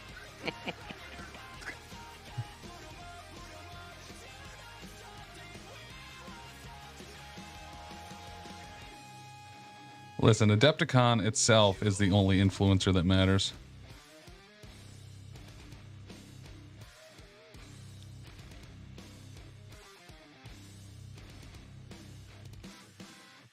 All right. So we're just going to medic this, I think, and I'm going to put a little super glue in the areas that don't connect. And if there's a little clear spot after it dries that's holding it there, I'm fine with it.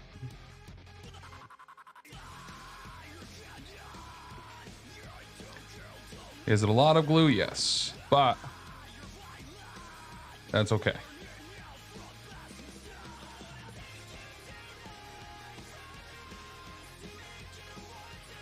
Use another model to prop it up.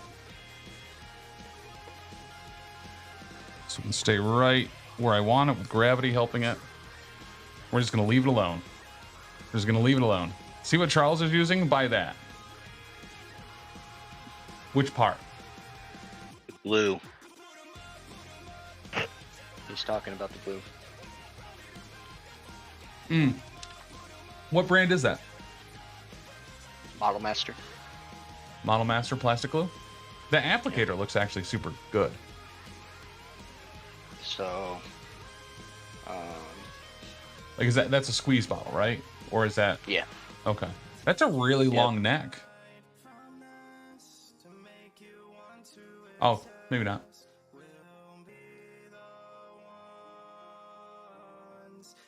So, I have this, and then I've also got, I think, Mr. Hobby.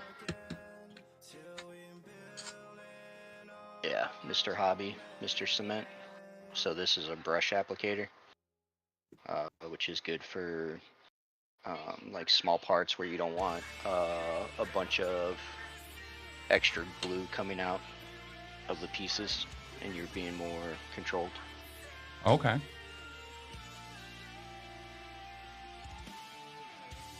So, finish my 4 models, Tim. What are you doing? I'm waiting for that arm to dry so I can attach the connecting arm. Oh, shoot, we're past time, huh? Oh, but there's an Amazon link for it. Scale Super Expert. That's what I use, as does the Adepticon spray team. Well, I mean, that's kind of a... That's a recommendation if I've ever heard one.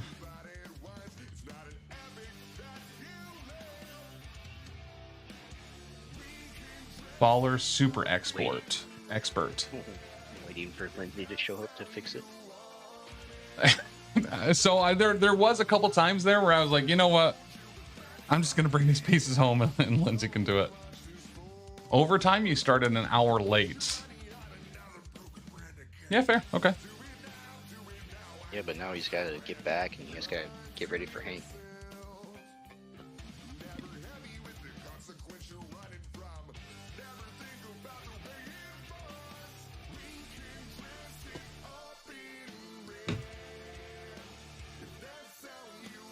Yeah, I was up early, had everything set up. Yeah, Hank is going to be on an episode of Wait Did I Roll a Wild tonight, Tisdale.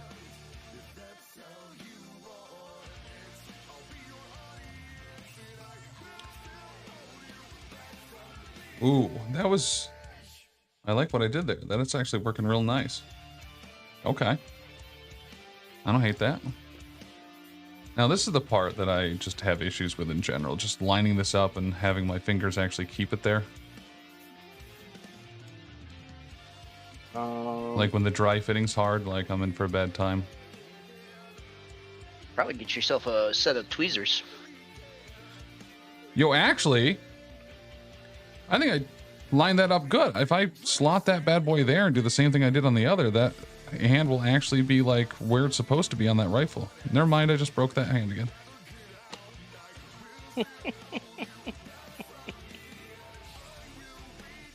Guess it wasn't as dry as I thought.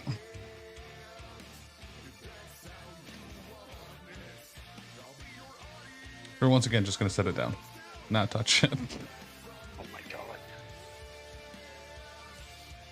Do they have like pin, like air blowers? In air blowers? Like a pen or something that like blows air to like help dry super glue? Yeah, there's actually a spray you can get. Oh, like zip kicker? Yeah, something like that.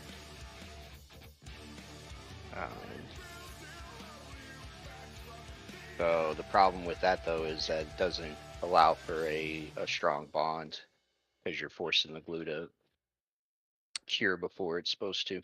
Oh, gotcha. So did you say you're using ultra Ultra gel control? control or just ultra control? So that stuff you can use less. It has a slightly longer cure time, so you can position it. Gotcha. Gotcha. Yeah, that's what it's designed to do. Okay, so then I'll leave it there. And like I said, I added a ton there around every particular angle just to make sure it had kind of more connection points. Yeah. But I did score it.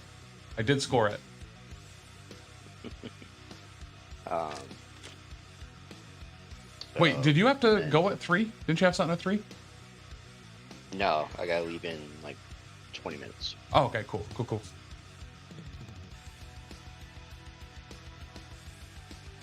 All right, so what we can do in the meantime, while we're waiting for that to dry, is there's this part of the hobby mat, or the cutting mat that I'm using, that has like leftover, like almost like Gooby Gone style, like there was a sticker or something on it. Yeah. So we'll try to get that off. You're so productive. I gotta be doing something, otherwise I get bored. So productive. You know what? And we have a bunch of condensation on our drink here, so we'll just rub that on it to loosen the glue a little bit, get it a little moist.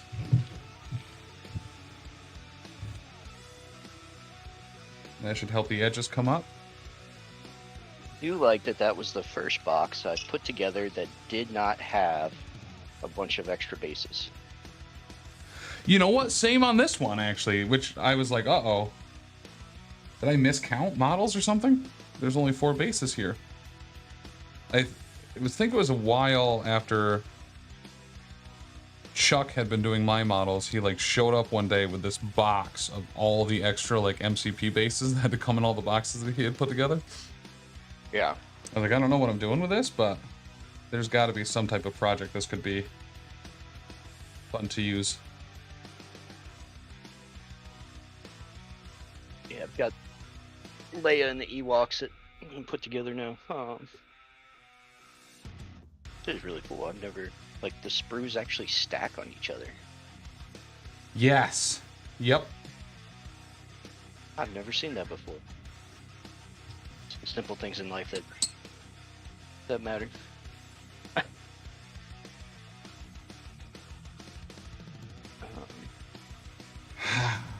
Tim gets bored of talking to Charles, and he hates America. Rude.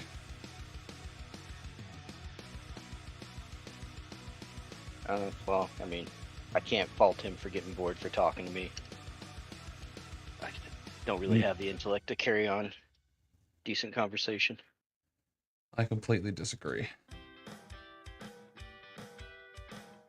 But, oh, this is actually working real well. We're getting all this off. Gooby gone be gooby damned. We don't need it.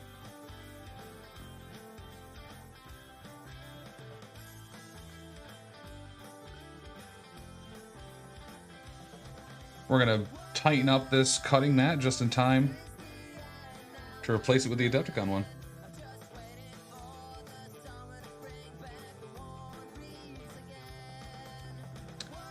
What is Tis Overnight in 1T or something? Oh, I meant the hobby mat, not the cutting mat. Sorry. No, I definitely have one of those, the hobby mats at home in one of the convention crates. Not crates. What's the word I'm looking for? Not tub. Totes. Yes, totes. I have one in one of the totes.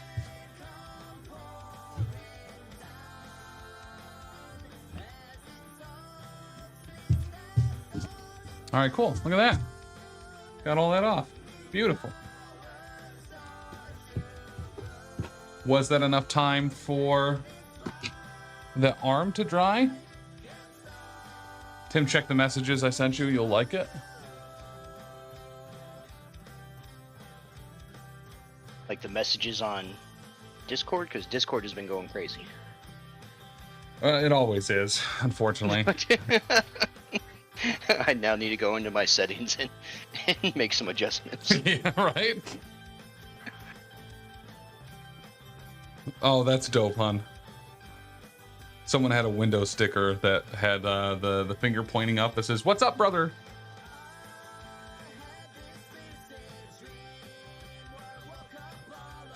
Nice, okay. So, you dry yet, buddy? You feel real firm.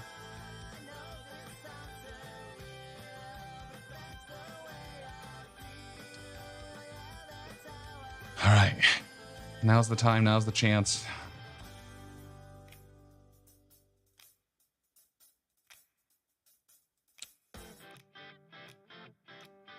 Maybe if I hold it upside down and stop putting pressure on the other hand and put pressure on the legs.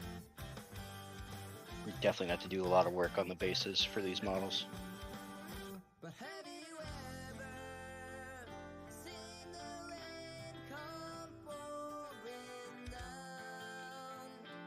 Look at that. That's dry fit, and that's just staying right there.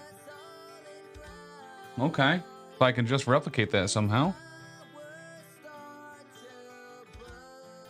How am I feeling?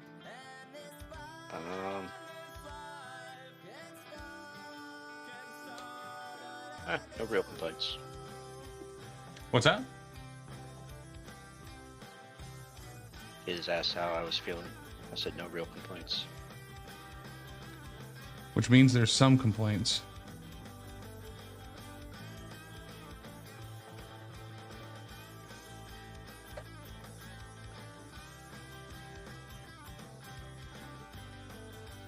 let's do that upside down again, because that worked really well when I was dry fitting it.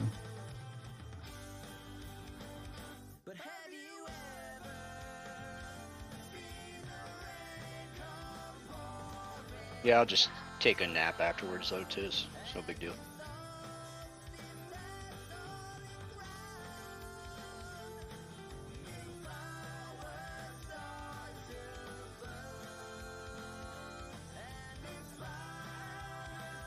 Well, I guess after I get home.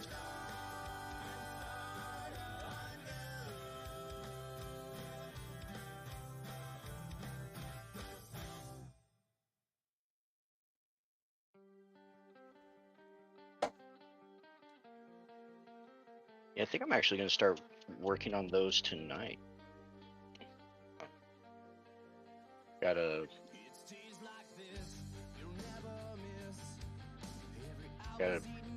I guess, what do you call it? Dust off the cobwebs. So I can teach Tim tomorrow how to get his stuff tabletop ready. This might be one of the greatest ideas I've ever had of using a used Zin pouch to move around the super glue around where this joint connects, because it's not a clean fit just because of the way I've positioned it. But it will get it in all those little... What's that? What's a Zin pouch? A little nicotine pouch. Oh. That would be why I don't know what it is. Yes!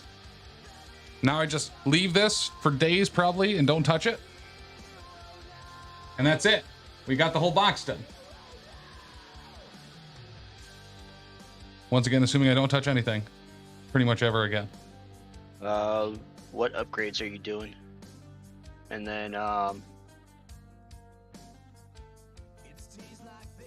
Oh, speaking of, yeah, so what Lindsay's doing with Sandman, right, is one of my favorite shows ever, and one of my favorite characters on that show is Dale Gribble from King of the Hill. Yeah. The whole pocket sand thing. So What do you mean they're not on basis? What's not on basis, Tiz? all mine aren't on basis. Yeah. Oh. So Lindsay is doing green stuff to make what is it, Clint Marco Sandman into Dale Gribble with a pair of sunglasses and the Dale's dead bug hat. It's coming along really good too. I was really impressed. She sent me the picture of the hat that she like green stuffed last night, and after it hardened, it looked really good, like really good. So I'm super excited for that. Make sure you send those to me. Yeah, absolutely.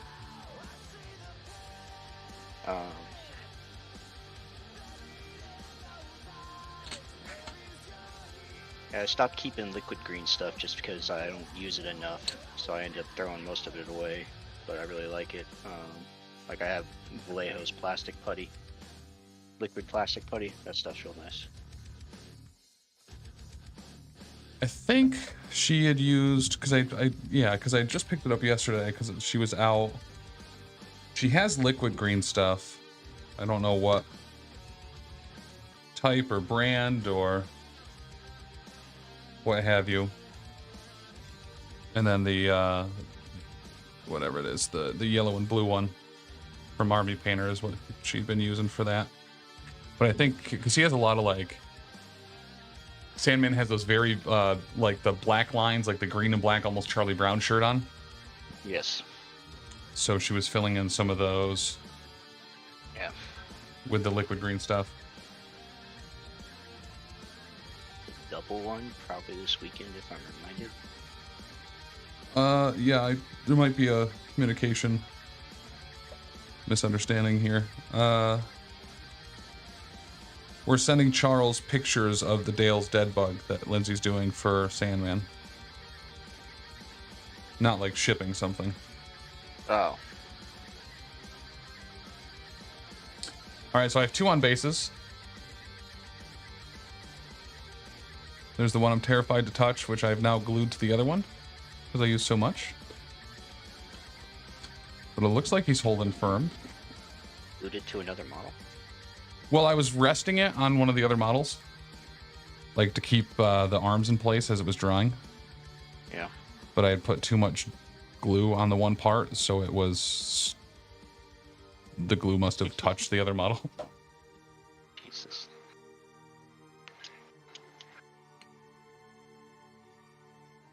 Yeah, I had a real difficult time with oh, what's the new Iron Man? The Invincible Iron Man? No, yeah. Yeah, yep, Invincible Iron Man from the second core box there. Yeah, I had to pin his foot into the fire. Yeah. I did have to do that. He kept falling over. Like I tried propping him up for a couple days, like against some paint pots. And as soon as I moved him away, even after a couple days, like he'd start falling over. So something I didn't do on any of the others, but I'm doing now, because I just happen to remember it, is scoring the feet before super gluing it to the base. Yep. Yeah, you always want to score if you can. I understand like some pieces, they're just too small to score, but you always want to score if you can before you super glue. I know, like, so when I was doing a lot of GW playing, I actually never scored the feet or used super glue on the feet, because I was taught, like, you know, games change, and they did, like, the bases, size of bases and everything change, and that way you can just pop them off. Yeah. So always just depends on what you're working on. But good rule of thumb is to always score with super glue.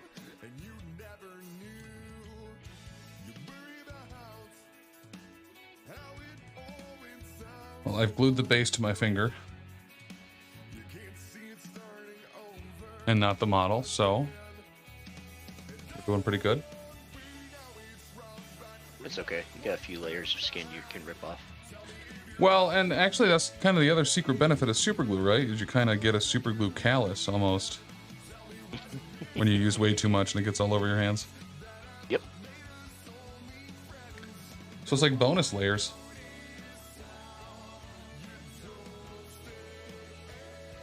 We're just gonna hold them here. The network needs to sign the other one before he brings it. Wait, what? I was gonna say I have a whole box to send to Charles. It will definitely be done in time for when he heads out your way. Wait, what are we talking about? Maybe we are talking about different things. They are. Oh man, you were right. No, nothing's being sent to me from you all, except for the pictures. But his has stuff he has to send me. That's why he was asking. Oh, gotcha. But wait, what are we sending to Tisdale that's signed? The network needs to sign the other one before he brings it. Oh, the dice tray. I never said yes to that. We need more than one dice tray.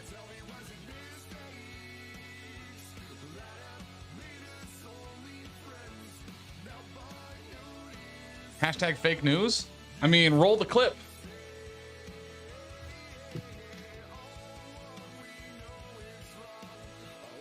I think Lindsay said, no, I did not. I did not agree. I'm pretty certain Lindsay agreed when we were talking about it. Which, what? We want to get a new dice tray that has, like, you know, network stuff on it. And Tisdale was like, great, you can send me the old one. And I'm pretty certain Lindsay was like, yeah, sure. I was like, but we need multiple though. We need a Shatterpoint one. Fine, go back on your word. Listen, Tisdale, if you're not even going to spell Lindsay right, she's not going to be in your corner.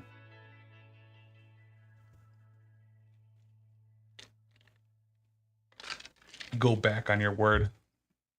Now my word. I mean, it kind of is. Oh, by proxy? Yeah. That's probably not inaccurate.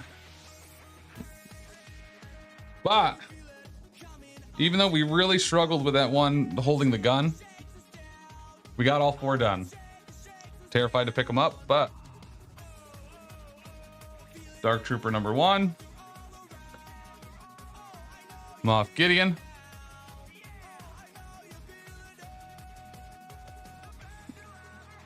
the Death Trooper,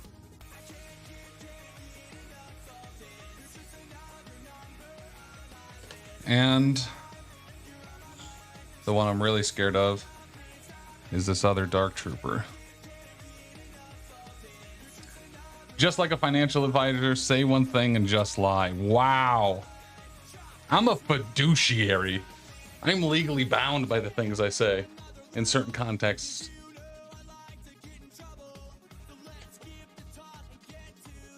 Now, if you were referring to a non-fiduciary financial advisor, then yeah, they can do whatever they want. But I'm not one of those. Fiduciary. Got me. Can I do like all these videos are saying and not pay my federal taxes? What's that? I said, can I do like all these videos online are saying and not pay my federal taxes? Yeah, kind of. It's actually very easy to get your taxable income to near 0. It might be different if you're a government employee. But no, there's a lot of videos going on that was like, oh, you don't have to pay federal taxes because they only apply to people who are working outside of the country. Wait, what? Yeah. Yeah, they were like, oh, their book says that federal taxes only apply to people that are working abroad. And it's even in their Bible that the IRS follows, blah, blah, blah. And I'm like, oh, man. Yeah, I don't know about that one. I was like, all these people there are going to get these huge fines. Yep. Yep. Well, and that's the thing is, like, regardless of how you get your taxes done, being audited is going to be a bad time. They're going to find things that your accountant didn't see, that you never typed into TurboTax or something. They are not going to spend their man hours not finding more cash. That's for sure. I have to use TurboTax since you don't do my taxes for me. I actually use TurboTax. TurboTax self-employed. So I think it's like $300 for the version I use, but and make sure I don't forget anything. And it's actually super convenient. It like links straight up to my Robinhood and my Acorns and my Webull and all that stuff. So like all my 1099Rs, I don't really have to do anything for it. It just looks them up and applies all the information from the accounts. Yeah. I'm sure awful security-wise for me, but it is convenient in the short term. Yeah, I'm kind of concerned because, like I said, I'm getting a better return because of my move for work, because I had to pay out of pocket by so much. Yeah. Because I came out of pocket, like, oof. I think moving out here, I came out of pocket like 8 or 10 grand. Oh, geez. Yeah, that's a considerable chunk that you wouldn't have to pay taxes on. It's, obviously it all depends on your bracket, but I mean, that's a bare minimum of like $2,000 to $3,000 extra back in a refund. Yeah, actually that's about what I'm getting back.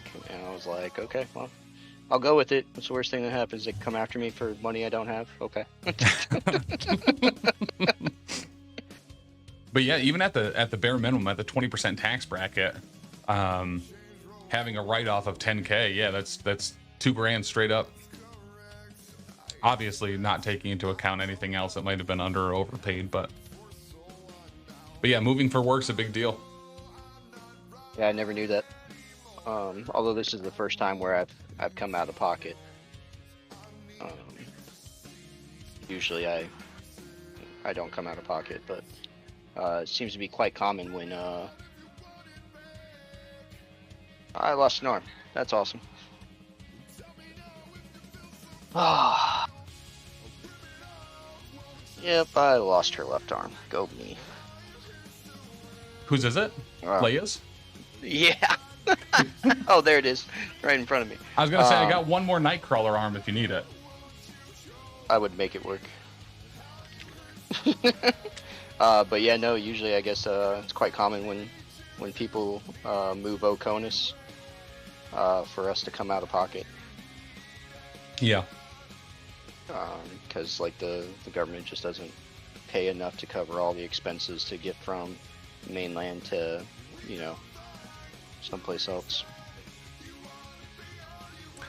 Some of the other big ones too that people forget about is now granted this is all like Schedule C stuff, so it's when you're writing off your work stuff, but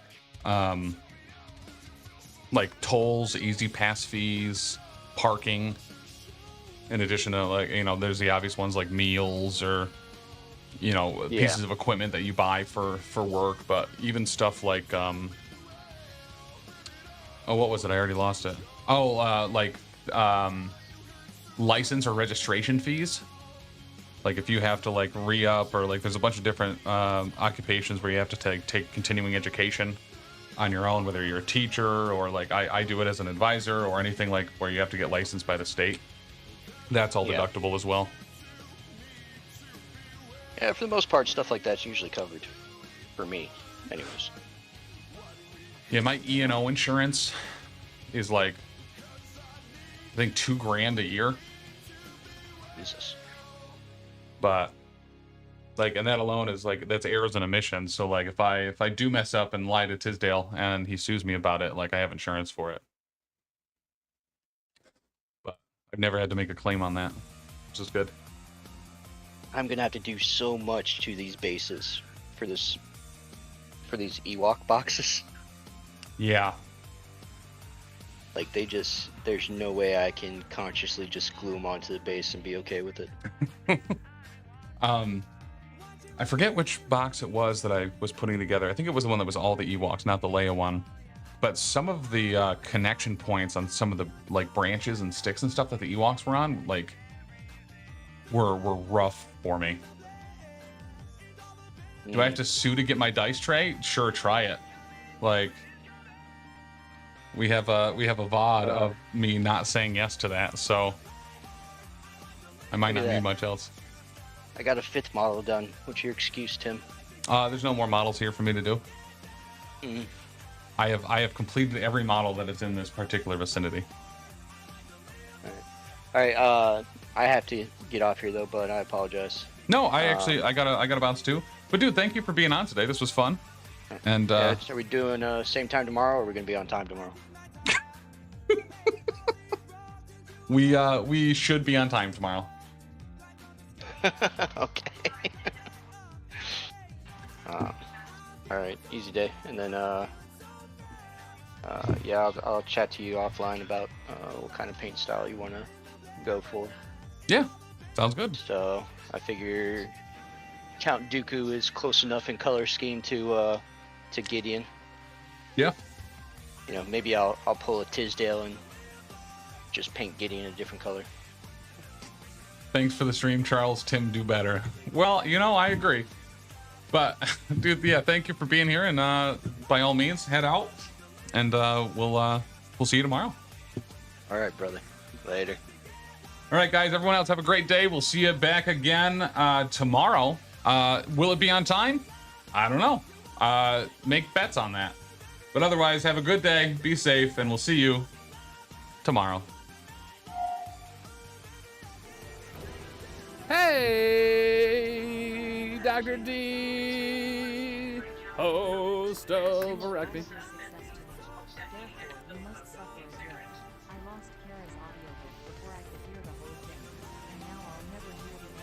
Oh, yeah, okay.